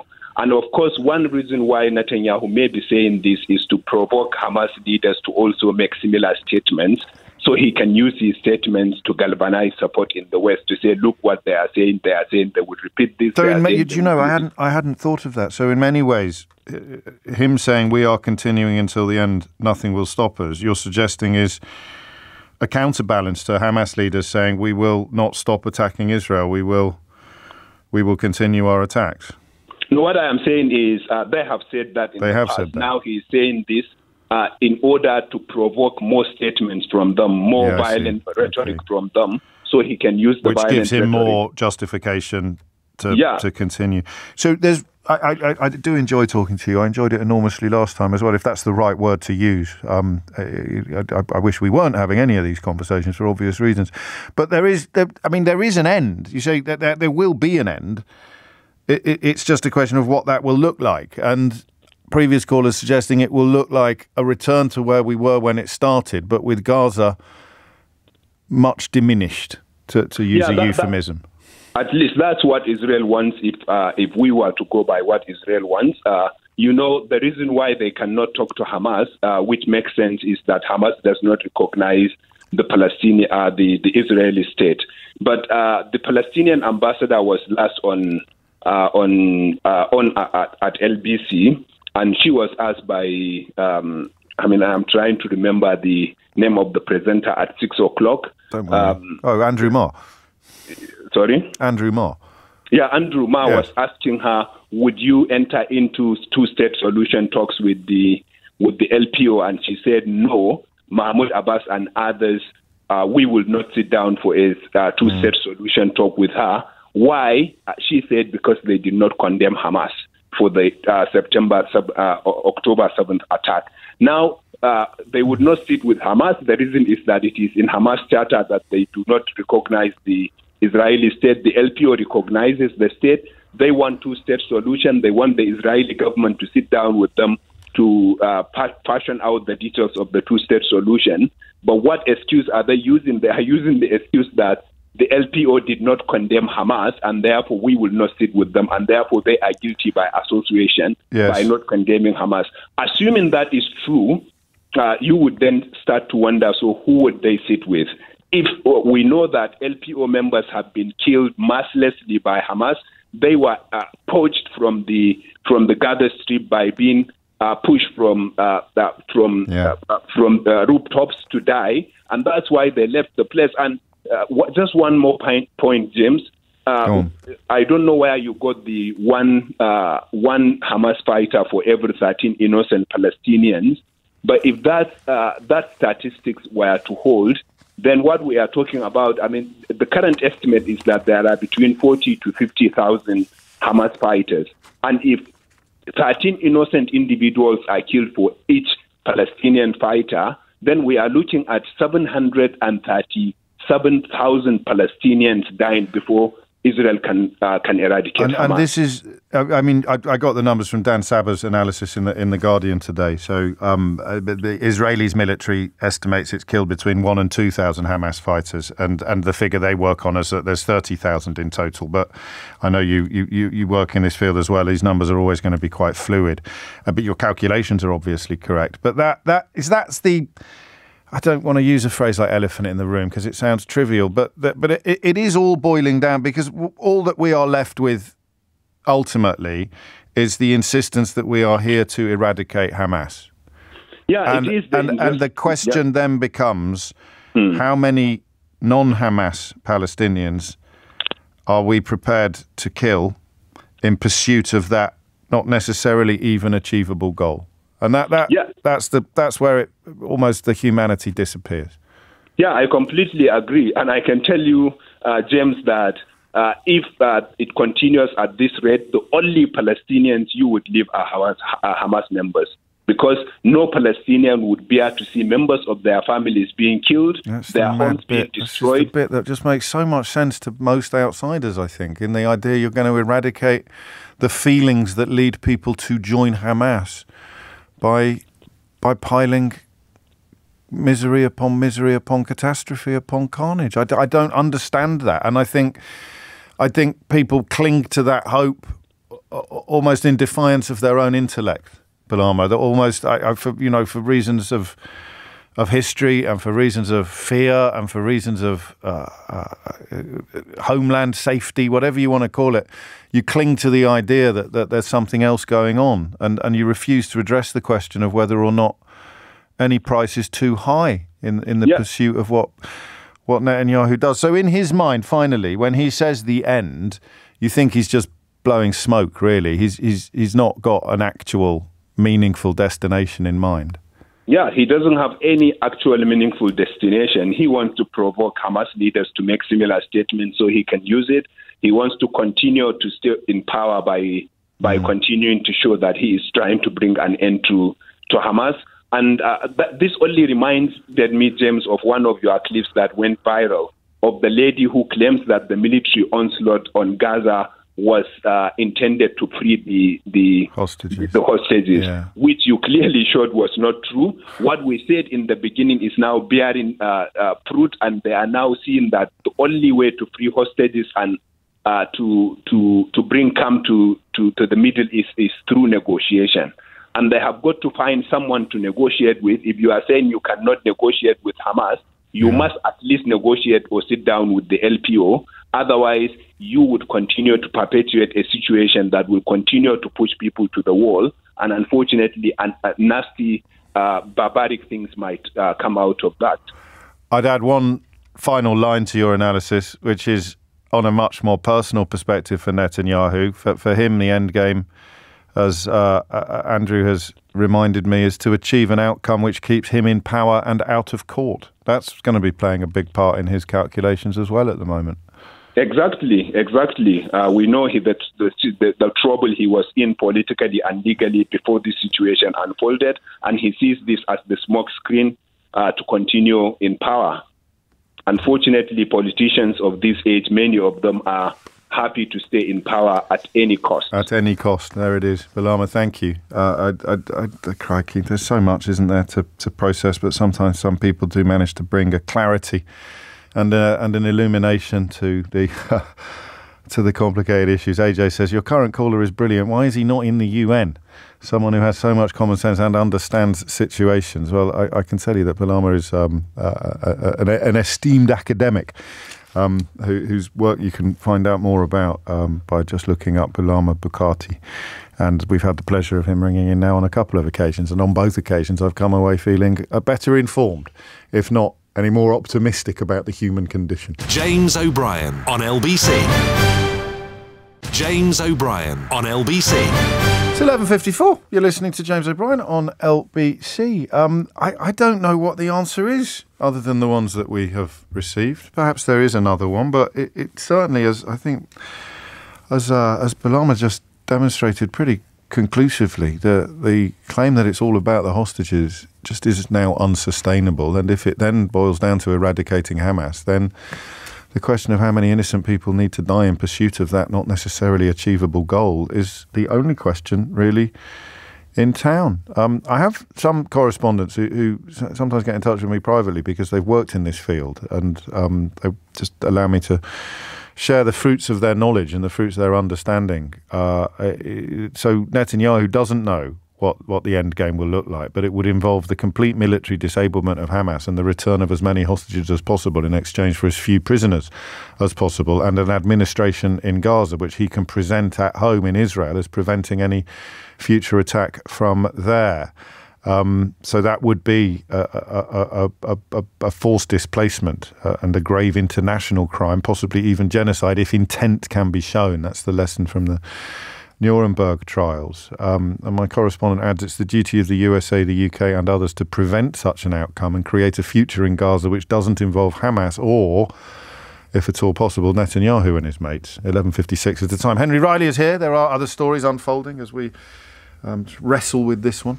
Yes, it's Mayor Day, effectively, at the COVID inquiry today. You've got Sadiq Khan, the London Mayor, in front of Baroness Hallett and Mr O'Connor at the moment. And then later on today, you've got Andy Burnham and Steve Rotherham, who respectively are the mayors of Manchester and Liverpool. But a lot of focus on Sadiq Khan at the moment, obviously, not just because of how much of a hotspot London was in the early stages of the pandemic, but that power tussle that he had with the government. He explains that from a very early point, his staff were having to get information from newspapers and they couldn't get it from the government.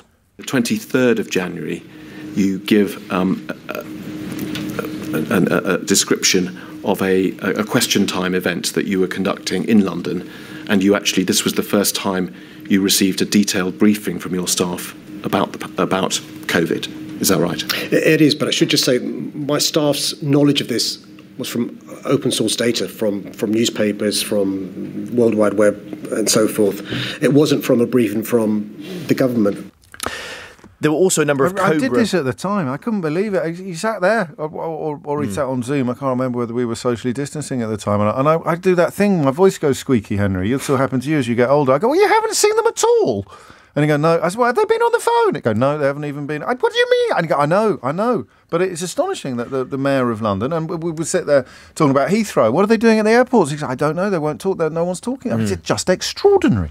Well, and more on the airports later on, because they were quite concerned that Sadiq Khan wasn't in any of these high-level discussions. Yes. In terms of the Cobra meetings, there were obviously a number that took place in February and in early March as well. Sadiq Khan made it clear that in terms of those Cobra meetings, he was not invited. In February, there were Cobra meetings taking place. We knew nothing about these, and probably Paul Plant didn't either, because it's above his pay grade. The point being is that we're the capital city. We know what happened. Had we been aware of some of the things that the government were concerned about in February or March, we could have taken preventative action. So there would have come a time where, judging by the sort of severity of the virus, the concerns about what may happen, you would have expected, in parallel to your exchanges with PHE, to have started being briefed by central government. You say Downing Street, but that, as we'll come to see, didn't happen at that time, or in fact for some time later. Absolutely. We were chasing the government for information. I've shared correspondence with me writing to the government saying, look, we've heard about this thing happening. What do we do? So Sadiq Khan wasn't aware that these Cobra meetings were taking place. When he was aware they were taking place, he also was not invited. The Mayor's Chief of Staff has asked whether Number 10 intend to invite the Mayor to the Cobra meeting regarding coronavirus on Monday, that's the 2nd of March.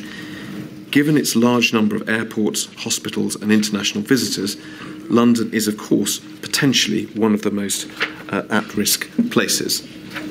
We can see that, in fact, on the same day, on the Friday, later on in the evening, the reply comes back.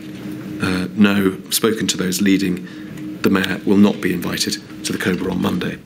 Now, the argument from Eddie Lister, who at the time was very senior in Number 10, was that if you invite Sadiq Khan, you have to invite Andy Burnham, Andy Street. But right. Sadiq Khan made the point that actually he'd be happy if all of the Metro mayors were there.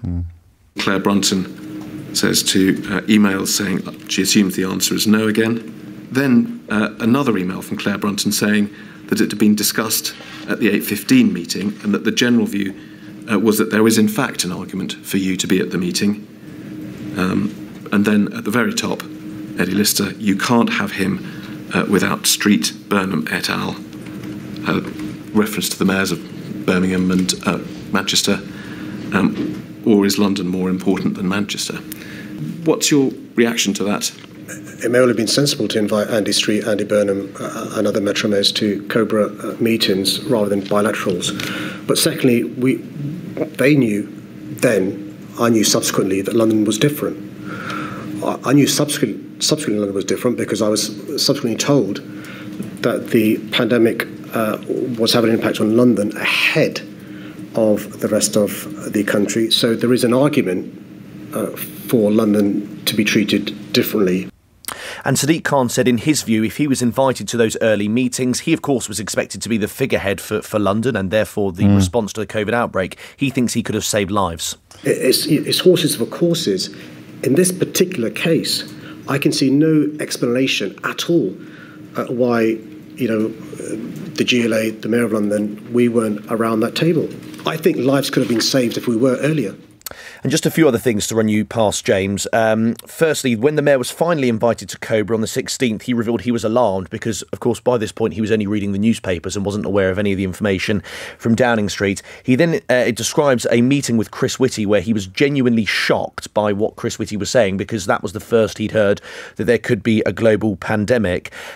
Also, he said at one point that Mr Johnson was not aware that there were fines in other countries for breaching COVID restrictions. Sadiq Khan's Chief of Staff, Mr Bellamy, said that in Milan and in Paris they were fining people for breaching COVID rules. Sadiq Khan alleges that Boris Johnson had absolutely no idea that was taking place. And then lastly, there was a joint press conference planned between Boris Johnson and Sadiq Khan. Sadiq Khan supported that, saying, "You're a libertarian, I'm a big advocate of human rights. It'd be very powerful for us to come together and advocate for this lockdown." He thought it was going to go ahead. He then got a call from Dominic Cummings, or a member of his staff got a call from Dominic Cummings, explaining that it wouldn't be going ahead because of the financial markets. Meaning that the lockdown wasn't going to go ahead, not the press conference. The press conference wasn't going to go ahead because of the financial markets, because they didn't want to spook the financial markets into... Dominic Cummings wanted to wait until Friday. Very heavy. Good Lord. And Andy Burnham later today, is it? Andy Burnham later, and as well as Steve Rotherham as well from the Liverpool City. Yeah, Henry Riley, many thanks indeed. It's 2 minutes after 12. James O'Brien on LBC. James O'Brien on LBC. It is 6 minutes after 12, and you are listening to James O'Brien on LBC, where we can take a bit of a breather now and move into slightly different territory. Two of my all-time favourite subjects. If you had to make a list of my all-time favourite topics, what would you put on that list? Go on, you've been listening for long enough now. What would you put on that list? Class. I'm fascinated by class. Education. Well, Brexit. Don't be ridiculous. Never talk about Brexit. Favourites are books. I don't know, like if you think of a 12 o'clock topic when we're not necessarily as handcuffed to the news agenda as we tend to be at other times, particularly Friday at 12. Well, I don't know. I'm just thinking out loud because there's two stories here vying for my attention, vying for your attention. One about books and the wonderful Nazanin Zaghari-Ratcliffe revealing at the Booker Prize ceremony that she was essentially saved from despair during her captivity in Iran by reading a banned copy of The Handmaid's Tale, a remarkable story of a secret library being kept in prison. But I felt that perhaps it would be diminishing her testimony by using that as a launchpad into books that have meant an awful lot to us, because you're talking about someone really being saved from the grip of unbearable despair by a dystopian novel when she was living in a form of dystopia. And so I urge you to look at that and to read what Nazanin had to say, particularly about The Handmaid's Tale by Margaret Atwood. They had an edition that had been translated into Farsi, and somehow it ended up in jail, even though it had been banned in Iran. It came into the prison through the post. And when we left, we all bequeathed books to the secret library in the ward to keep our stories alive for others to come, just like others left their books for us to survive. Just so powerful. So powerful. But the other thing, I'm fascinated by private education and education in general for a whole bunch of reasons. But let me tell you briefly what the main reason is. Accents. Yes, that's a very good point. Accents. Here you go. People have started joining in. What are my all-time favourite subjects? Accents and telling us about your book, James. That's not very nice.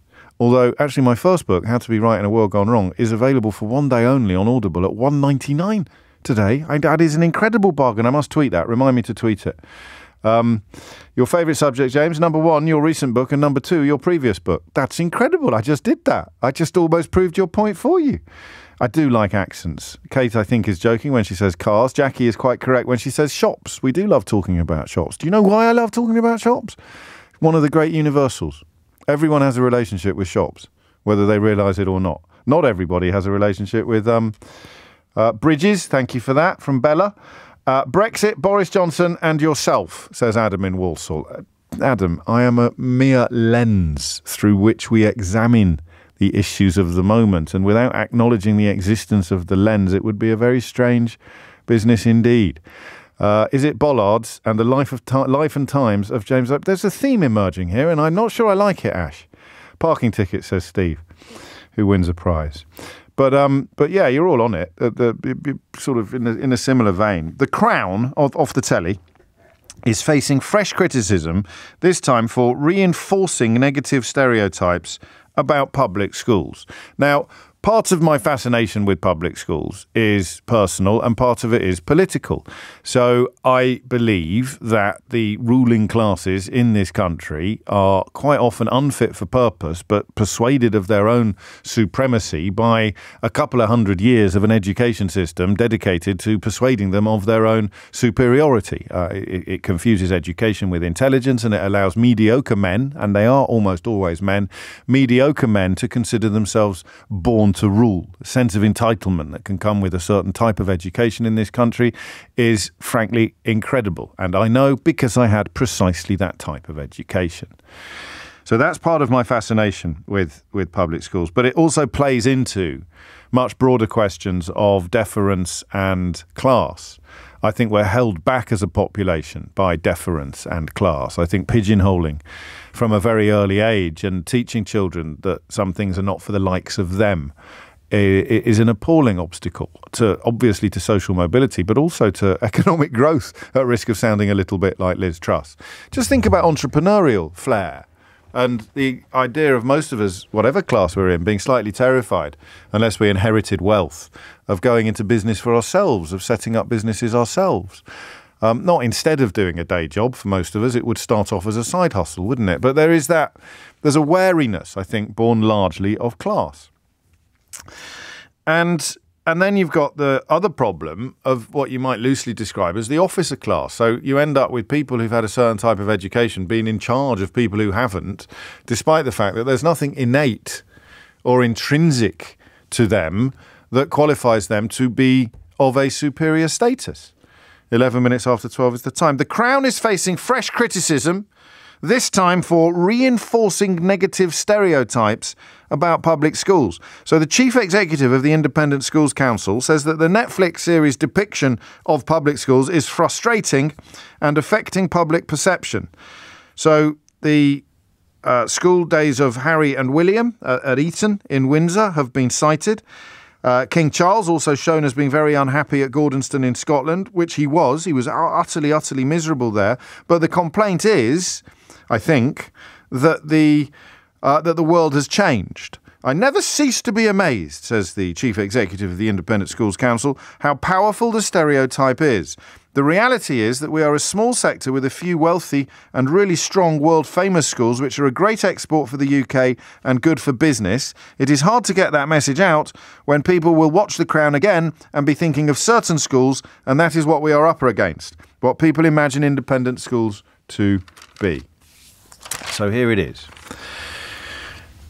I haven't been at school for 33 years. And I live in a country where I would suggest cautiously that public school stereotypes are still pretty accurate. Pretty accurate. Not that long ago, there was an education minister talking about a public school swagger.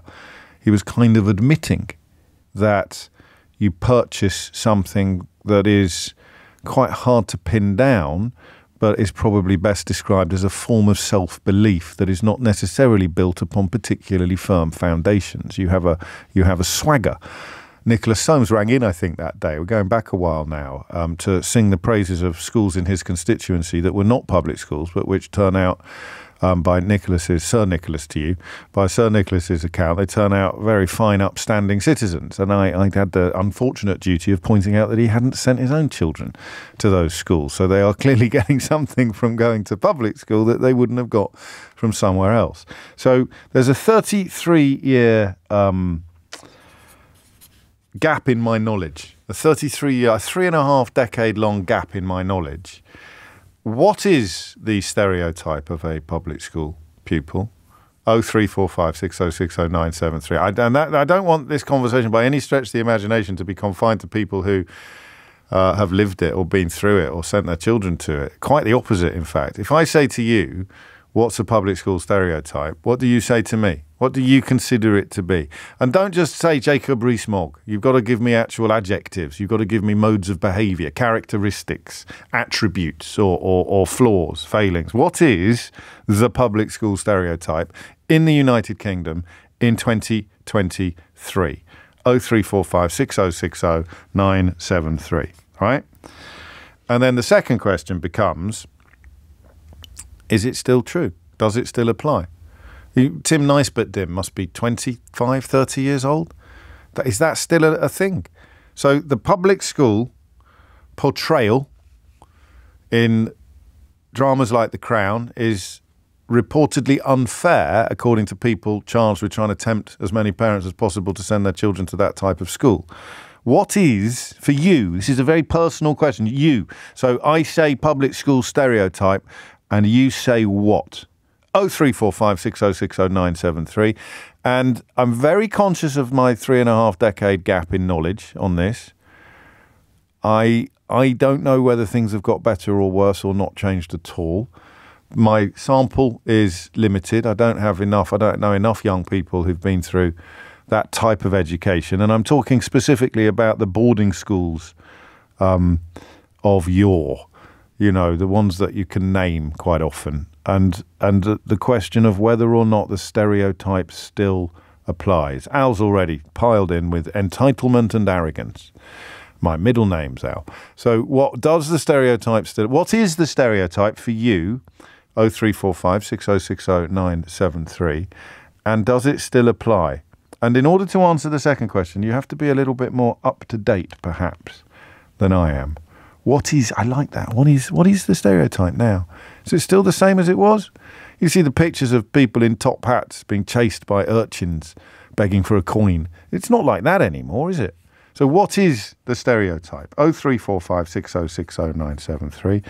And is the head of the Independent Schools Council correct when she says it's actually unfair to portray these schools in the way that they were 20 or 30 years ago when I went to one? 0345 6060 973. Hit the numbers now, you will get through. Promise. It's 12:16. James O'Brien on LBC. James O'Brien on LBC. 19 minutes after 12. I like this, Liam, in York, but I don't know if it's fair. So you might know 20 kids who went to public school, and one of them stands out because he is possessed of, this is Liam's list, extreme confidence, entitlement, and a belief that they've achieved everything themselves. And they also have a lack of empathy. But the other 9 you might not know because they're not wearing the tie or wearing bright red trousers, which a lot of you have claimed is part of the stereotype. I just don't know. I don't know what you think the stereotype is, and I don't know whether it's fair to suggest that it still exists today. Let's start in Chester. Steve's there. Steve, what would you like to say? Oh, hello. Well, you did ring in, Steve. You did ring in. Well, you can't be surprised. Every other time I've spoken to you, I've been on hold for a bit. Everything I'm going to say is pretty negative, and I know that's a generalisation. And say what you see. Say what you see, like on Catchphrase. Right, they live amongst us like an occupying army after a hideous defeat. They exploit us. You know, you see a farmer walking through his field and looking paternalistically at the cattle, fondly. He's going to kill them and turn them into money. And that's what these people are like with us.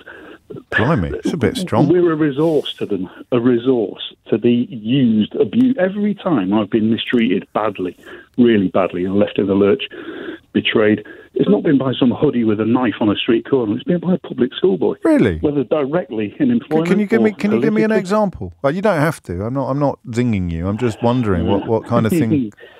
Things like I'm self-employed and I work in construction and I'm quite senior. Yes. You get excluded from the little group who's going to get the bonuses, even though the work largely depends on you. Right. There's these little cliques. Yes. And the clique is, they're people who know each other. They're people who have the same sort of background. They're usually guys in their 50s or maybe a little older.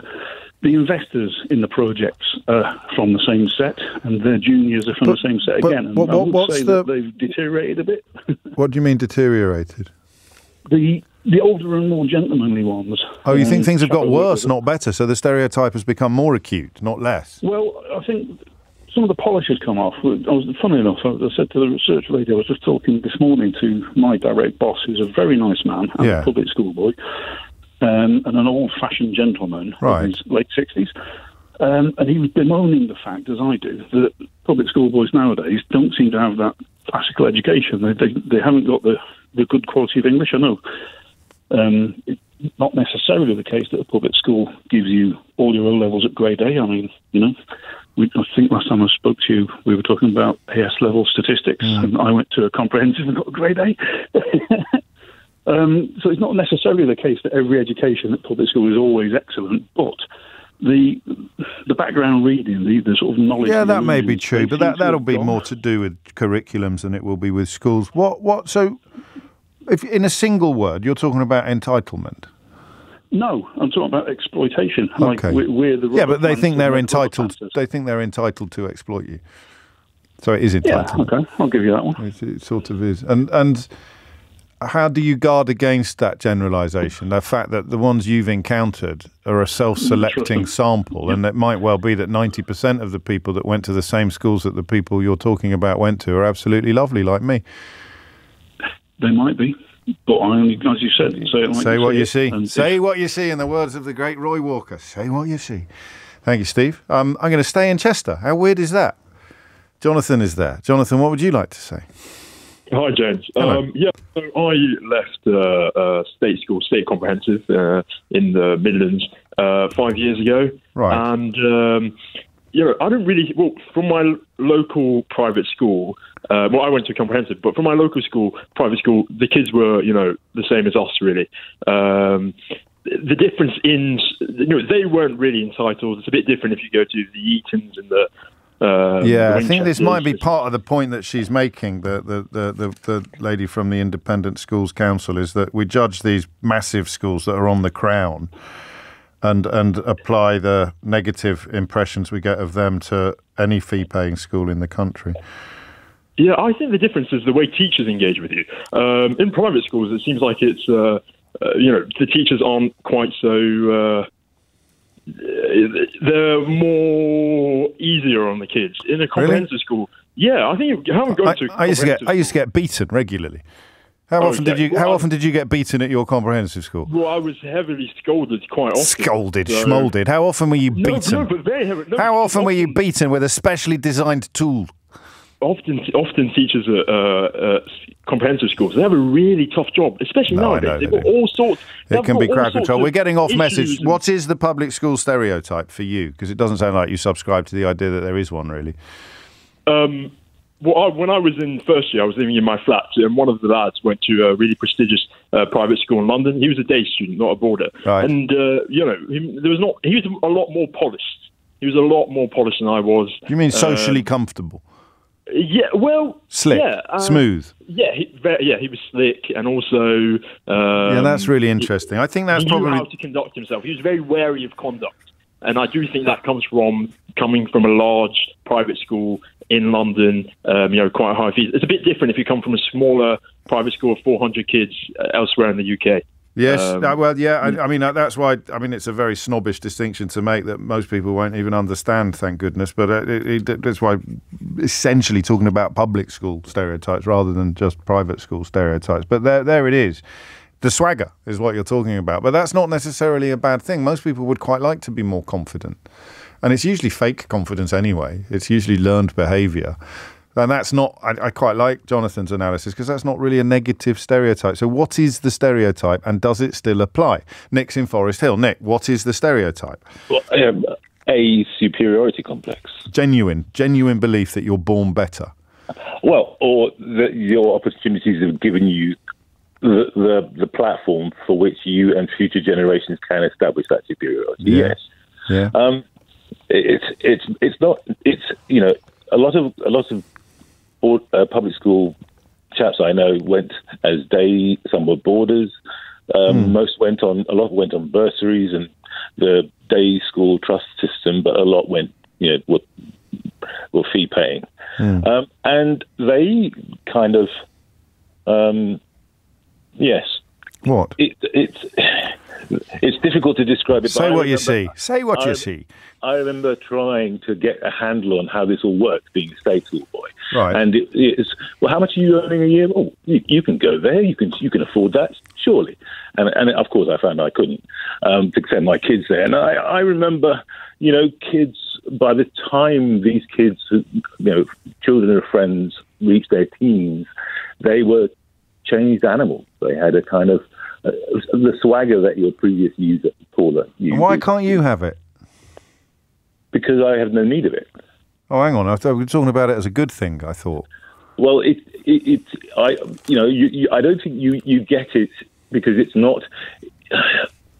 Public schools are so well financed, so well set up in terms of facilities, such a small teacher to pupil ratio. Some are, but generally speaking, I'm trying to work out.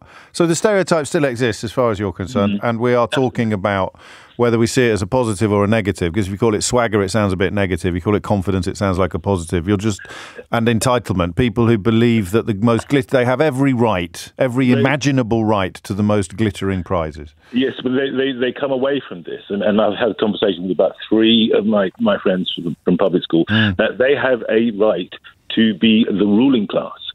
Because they think, and that's still in place, is it? You think, because you're my age, aren't you? You're not sort of slightly older, but I can remember.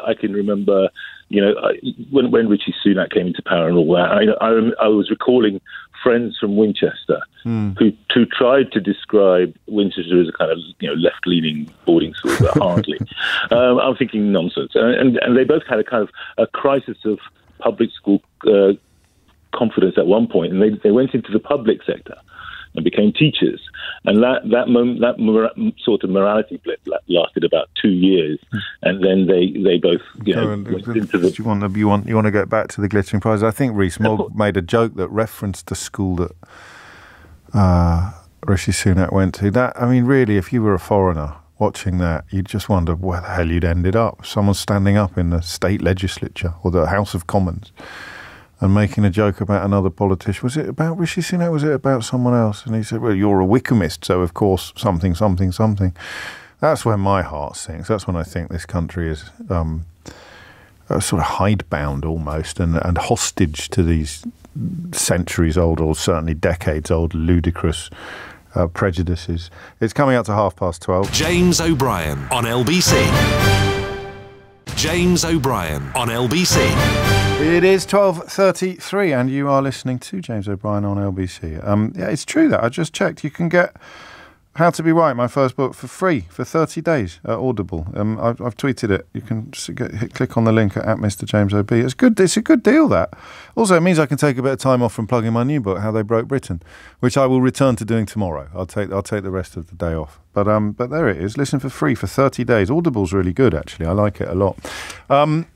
Public school stereotypes. It is an interesting conversation. It's a peculiarly British, not English. It's a peculiarly British conversation. Edinburgh is a city. I wonder where there are the most public schools per square mile. Probably Edinburgh. We may return to that. But Natasha Clark, LBC's political editor, is here with a box fresh oven ready scoop. Oven ready deal, James. The government have just signed a deal to end the strikes with NHS consultants, which is good news for everybody that's hoping to get an NHS operation anytime soon. The government says they've put forward an offer that will modernise the consultants' contract and reform their pay structure. The unions, the BMA, have agreed to this. It sounds like they're going to then put it to their members, 55,000 of them. So hopefully that will see an end to some of those crippling strikes that we've seen recently. And obviously the junior doctors still on strike, so we still don't have a deal with them. But the government feeling quite hopeful today that this could pave the way to a deal with them too. OK, so I suppose from the BMA's point of view, the industrial action has worked. I thought the government weren't going to come to the table. That was the last I heard. Yeah, exactly. Is this a sign of the new health secretary in place? Definitely. Okay. Speaking to people behind the scenes, they seem to be quite confident that she has been quite helpful, Victoria Atkins, in pushing through this new deal. Obviously, talks have been going on for much longer than the 2 weeks that she's been in post, but they're quite happy that she's been a bit of a more constructive and a little bit more amenable to some of their demands. So it's a funny period, isn't it, for you, as a political editor? Because Cleverly seems to be departing fairly violently from his predecessor in the Foreign Office, and now we have evidence of a health secretary who's prepared to talk to the health service, and as a consequence of that has perhaps removed one of the obstacles to a full return to work. Yeah, definitely. The two very different approaches from Steve Barclay, I think, was seen as a little bit prickly. The unions did not really like the way that he was approaching this. I think what we are waiting to see is really whether people buy this deal, because it's not going to give them a pay rise in essence like the pay rise that was struck in some of the other deals. Essentially, it means that they will have reform of some of their pay bands. So essentially, they will reduce the number of pay bands there will be, I think, from 19 down to 14. So it will be easier to go up a pay band. You'll be able to go to your manager and say, look, I want to go up a pay band, rather than waiting for the yearly looking at your pay structure that is so rigid within the health service at the moment. But whether the consultants accept it or not, obviously a deal being struck is only the first step. They will have to vote on it, and only when they vote on it and whether to vote to accept it will we know whether these strikes will come to an end. Many thanks indeed, Natasha Clark. I didn't really understand what the strike was about in the first place, but it's a very good job. It's always about pay, mate. So I know it's about pay, but about different grades and not getting ahead. But I'm very glad that it's over. I think we can all breathe a sigh of relief. 12:37 is the time. Back to this notion of public school stereotypes. A complaint from the head of the Independent Schools Council that the depiction of them on the Netflix series is affecting the public perception. I suppose we can add that to the mix. I don't know that anybody's perception of public schools is informed by watching The Crown on the telly. It's informed by having to work with someone who wears bright red trousers and honks instead of talking normally. And that's me indulging in stereotypes. So what is the 2023 stereotype, and is it fair? Toby is in Clapham, which I think you have to be a public school boy to live in Clapham, don't you? Hi, James. Good afternoon. Hello. Yeah, no, I was fortunate enough to go to a public school a few years ago. I left in 2019, but I'm not helping the stereotype here, am I, by sort of living in Clapham and living in London. But no, I popped in a few weeks back to my old public school, and I popped into the boarding house. So that's where we as students would sort of stay during the term time, for those who don't know. I popped in to see my matron and sort of the cleaning team there. I had quite a good relationship with them when I was at school. But when I popped in, I asked to catch up how things were going. Yeah. They just were aghast at how things had changed over the past just in 4 years. Yeah. I mean, we had a great relationship, and if one of my friends had left clothes on the floor, the housemaster, the matron, they'd be all be up in arms, and we'd be slightly sad and feel quite guilty for sort of putting this on the cleaning team. But when I went back and asked, they were like, the children who are here now are even more entitled. They just demand and they just leave everything, and they expect it all to be done for them. What do you think's happened? I mean, because some of these kids would have been there when you were there, though. So I struggle, but I suppose change is both incremental and then not, isn't it? So when you were in the sixth form, the people who are in the sixth form now would have been in the fifth form. So what do you think has happened? It's become more exclusive, because I'm much older than you, and looking at the sums of money needed to pay fees, and looking at wages and average wages, or the wages that someone like my father would earn on the Daily Telegraph. There's no earthly way he could afford now on what a Daily Telegraph journalist earns to send me to the school that he sent me to. So some of it is going to be entitlement born of wealth rather than the schooling, isn't it? It's hard to separate the two. Yeah, well, there are two reasons for it. When I first went to public school, there was an immense pressure from the upper years to sort of fall in line, and we were with a whole year were sort of scared of even sort of we'd let them in front in the lunch queue to sort of come in front of us, because they were so much older, so much bigger, so much scarier. Yes. And when we left, when I was in sort of upper sixth, and there was we weren't allowed to do that anymore. This is great. So this is in 2019. You're sounding like well, even before. So the youth of today have got no respect, is what you're telling me, Toby. Really? Yeah, I am. And the second point there. Those are these kids these days. Kids these days. Honestly, they don't know they're born. They should know. But So you're getting a different messse by attending one of these schools. I hadn't thought of it that way round. And the second reason, like you say, is that some of these schools, the fees for a year are upwards of £40,000, and if you think about that, that's 70, 80 pre-tax thousand you've got spare, more you need, and that's a crazy figure. Yeah, I think it's probably understood. I meant to say two unders then, not four. And in fact plays into the Labour Party policies a bit on this with the VAT as well. 57% of adults support Labour's plans to charge VAT on school fees, which is surprisingly low when you think that it's under 10% of the population that actually attends these schools. But these sums of money, 50 grand a year at Eton, according to the Daily Mail today. So that means you've got to be, as Toby demonstrating his quality mathematical education, as Toby points out, that that's in the 40% bracket at least, isn't it? So in order to earn 50 grand, to have 50 grand spare to spend school fees, presuming that you pay your income tax according to the expectations and rules, and you've got to be earning north of 80. Before you've even done anything. It's an astonishing sum of money. How can you raise a child with that level of wealth without that child thinking that they've, scored a hat-trick, even though they were born 3-0 up? You can do it. I've got friends whose parents have succeeded in doing that, and you know, I've got friends who I hope are succeeding in doing it themselves, but it's a lot harder than it used to be. Malcolm's in Older in Germany. Malcolm, what would you like to say? Hello, James. Keep up the good work, mate. I'll do my best. What a lovely thing to say. Thank you. I'd like to take you back to when I was in the army. Go on. They go through public school, then they go to Sandhurst after, and then they come to join the regiment later on. That's correct. When we would go on to exercise, some of them couldn't even dress themselves properly. But Sandhurst, I mean, do you mean like ceremonial dress, or do you mean lace their own boots? Combat dress. Combat dress, okay. Yeah, they go on exercise, they wear their berry like Benny Hill would. And they put the gaiters on upside down. And then one day I was the commanding officer's signaller, and he said, "Oh, and they always have this. Oh gosh, okay, right here." And he said to me, "Holmes, what are we having for lunch today?" Yes. I said, "I'll make you 2 egg banjos, sir." An egg banjo is a military term for piece of bread, fried egg, piece of bread. Delicious. And that twice. And where's this going? This is when I was in the army. Their entitlement, how they lost all sorts of. That must be the weirdest thing then, because you are obliged to follow their orders, and yet you are pretty clear-eyed about the fact that they are not really qualified in any other meaningful way to lead you. Not one bit. He took all 4 slices of bread and went, "Oh, good grief." And he tried to eat all at the same time. All in one go? Yeah, instead of taking 2 individual sandwiches. No, I know how sandwiches work. The point you're making is that he didn't. He didn't.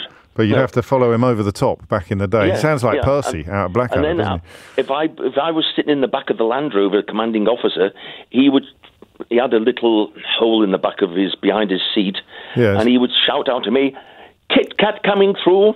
That's nice. Bar coming through. But that's nice.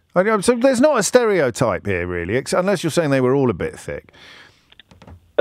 Not thick, obviously not. The bloke couldn't eat a sandwich, Malcolm. I know. And common sense is all right. Lacking that a bit more. I've always found. I mean, Sandhurst has changed a lot since then. It's a lot more inclusive now. But I always found that when I left school, my friends that wanted to join the army went straight to.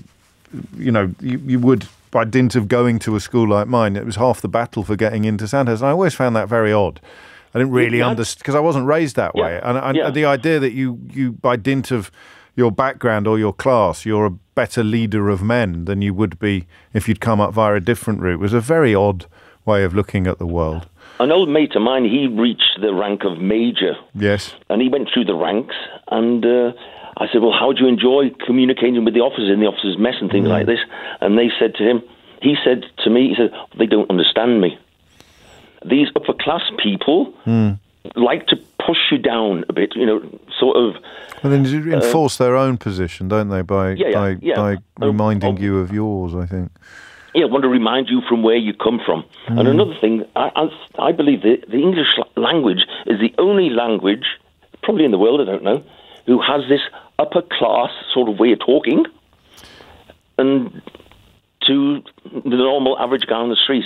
Well, again, it's code. I think it's designed to kind of distinguish your difference, and it works in different ways as well, not just at universities.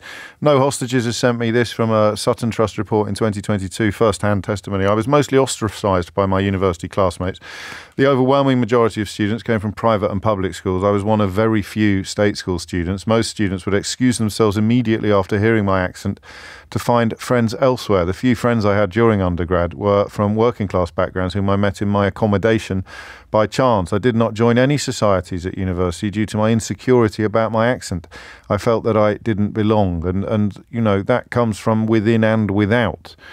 I don't know how you address the coming from within, but the deliberate ostracization. Is it ostracization or ostracism? Ostracism. They're not bad people. They don't even know that they're doing it. They're just being like magnets, being drawn to similar. It is 12:46. James O'Brien on LBC. James O'Brien on LBC. It is 12:49 and you are listening to James O'Brien on LBC. Pete puts it well from Manchester. Not a better leader of men, James, just less likely to die in battle by virtue of your rank. Is that true? I don't know enough, actually, but I have to say a couple of people had very different experiences from Malcolm. I have to say, he says, I had the exact opposite experience of public school boys as officers. They were all superb. And Michael in Kilburn says, have you seen Sunak try to use a hammer? That was a foul slur, Michael. I did see that little clip that went viral. In fact, I shared it saying, this can't be right. I just thought it was even the bloke who pretended to borrow a car so he could pretend to use a petrol pump and didn't appear to know how to use a contactless debit card. I don't know if you saw it. He was at some jewellery workshop and he was using the middle bit of the hammer and everyone was going, oh my God, he doesn't even know how to use a hammer. But I didn't. I thought there must be more to that than meets the eye, because it's such everybody. You don't have to be a horny-handed son of the soil to be familiar with how hammers work. You just have to have watched cartoons as a kid. So I tweeted it quite mischievously because I wanted people to find it funny, because it is funny. But I did say in my original tweet, this can't be. There must be more to this than meets the eye. And then lo and behold, someone sent out the longer footage where the jewellery creator, the jewellery producer, told him to use the middle bit of the hammer. You're probably thinking, what's the middle bit of the hammer? But turn it flat. Right, so you got your hammer held normally. Now turn it 90 degrees, and and he was using that bit to hammer it with. But he was supposed to. But it was, halfway around the world, wasn't it? By the time the truth had got its trousers on. And yes, I know when I said they're like magnets, they're attracted to each other. I know when I said it, I thought, oh, hang on a minute, opposites attract, as the great Paula Abdul taught us. But the point stands. They're like iron filings. I thought that was true. Stephen Colchester says junior officers, he thinks they have a higher death rate by proportion. You thought you'd be leading from the front, but we don't really fight wars like that. And I always find public school boys sanctimonious. That's not true. I'm quite sanctimonious. I went to public school, but I don't think that's a typical trait of the cohort. 12:52 is the time. Chris is in Twickenham. What is the stereotype, Chris, and is it getting better or worse? Well, I think the stereotype probably is confidence, or swagger, as it's been referred to on previous callers. And I think obviously the swagger thing is not quite as positive as a confidence thing. No.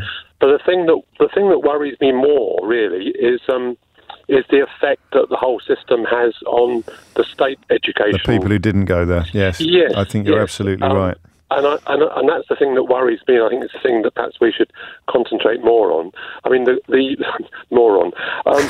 No, you're a moron. How dare you ring me on my own show and call me a moron? It's outrageous. Yeah, so, I mean, I think it was probably the Johnson government that whacked on about levelling up. But I think as long as there's no chance really for our society to level up while we've got this crazy system, it's not crazy, but it's just very divisive, and it splits us down the middle, or perhaps not quite the middle, but you know what I mean. Well, it's nowhere near the middle, but it does. It creates a sort of ceiling, doesn't it? It does, and I think it probably demoralises a lot of kids who just think that they're already having a hard time, and then when you realise what's the point? Inequality of it all, you just you give up, and that's sad, because I think the thing that the state system still offers, or at least kids in the state system, are often generally just as adequate as the kids that are in the. Of course they are. That's biology, isn't it? They're going to be born with just as. But I think they then start to think that perhaps isn't the case, and therefore they don't get the confidence that kids get in the private system. So I mean, there you are. Well, hang on. How much of this are you drawing on experience, and how much are you theorising? Nothing wrong with theorising. No, I have it. I mean, I'm a working class guy that's kind of made good, not particularly, but I've had a sort of professional life as an architect, and I've met a lot of people that have come from the private school education system, and there is this. What did you say earlier about the sort of the need to there's almost the rite of passage that I'm in this position. You're even as an architect, because they knew I wasn't from that system. It's sort of you're seen in a slightly different light, and that's always kind of not hugely niggled me, but occasionally it's sort of... Yeah, it is, isn't it? Because you can say it's all meaningless, but if everybody who benefited from that sort of education is upholding the idea that it's meaningful, then it becomes meaningful, even though it isn't and shouldn't be. It creates a sort of a velvet curtain, doesn't it? It creates a velvet rope, which you might be able to clamber over, but that doesn't negate the existence of the rope. Sure, yeah. It's a funny one. Thank you, mate. I like that. But next time, don't call me a moron, eh? You know, try and keep it friendly. Sorry about that. That's all right. I can live with it. I've been called worse in my own inbox. Sean's in Nottingham. Sean, what would you like to say? Oh, hello, James, and thanks for taking my call. You're very welcome. And thanks for keeping us safe these last few years. Oh, a lovely thing to say. Thank you. No, I mean it. Well, you have to prove you're sane, Sean. It's not for you to say, is it? I'd have to take testimony from your nearest and dearest. They might have a different opinion. Right. Where are we? Well, what I wanted to say was my eldest boy is Professor of International Relations at Nottingham University. Now, he went to a state comprehensive, and I remember a conversation I had with him when he first started lecturing at Nottingham, and I said, how are you getting on, boy? Yeah. He said, you know, Dad, I set an essay, and he could be talking about 50 students. Yeah. I'll set an essay to students, and the very next day, private school educated students would knock on his door and say, Dr. Cormack, could we discuss this essay? I've got a few points I'd like to run past you. Yeah. And treating my son as if he's a complete equal. There's no sort of deference or diffidence. Whereas the kids from the the undergraduates from the state comprehensive schools, they'd meekly knock on his door and say, Dr. Cormack, is there any chance we could meet next week and you could perhaps give us a few ideas about... And I used to find it quite interesting, in a way sad, that there was this difference between that's really the private school students, because what you want is the state school students to be more like the private school students rather than the private school students to be more like the state school students, or not. No, totally, James. I agree with you. I was in education for 40 years and in state schools, and one of the things I always wanted to instill in my students, it's pretty hard, is this idea of confidence and that you can do things. Yeah. Because we've got 93% of our kids go to state schools, and there's some brilliant kids. Of course, creative, scientific. No, it's a national tragedy. It's a national disaster. It's like hobbling ourselves as a country by giving kids at 18 a sense that they've already missed out on something by not having been to a school like that, not having been to a school like this, or that other avenues will be closed to them or much harder to navigate. It's crazy, isn't it? Rather than doing the opposite and trying to teach children that the sky's the limit. No, I couldn't agree more. And if this country is ever going to get back on its feet, we need to tap into the brilliance of these state school kids. And instead of them going off out into the big wide world, diffident and afraid and unsure, if only we could make them feel, I am good and I can do it. Anyway, that was my observation from my son. It's a very powerful... I thought I'd throw it in. No, and I'm grateful to you, Sean, and grateful to him as well, because he'll no doubt be contributing to the process that you described from the position that he holds, from the professorship, and I bet you're very proud. You should be. That's it. Thank you. Oh, take care. That's it from me for another day. We are going to do it all again tomorrow morning from 10. If you missed any of today's show, you can listen back to the whole show podcast on Global Player, where you can also pause and rewind live radio. You'll also find all of LBC's shows to catch up on, as well as all of Global's live radio stations. You can pause, rewind live radio on Global Player, and you are always in control. Download it for free from your app store or head to globalplayer.com. Coming up at 4 o'clock on LBC, it's Tom Swarbrick, but now... That was me sniffing. Was it you I know that's me hitting the microphone. You'll get the hang of this. Have you done this before? No, I'm new. Okay, and here is my latest colleague, Sheila Fogarty. James O'Brien on LBC.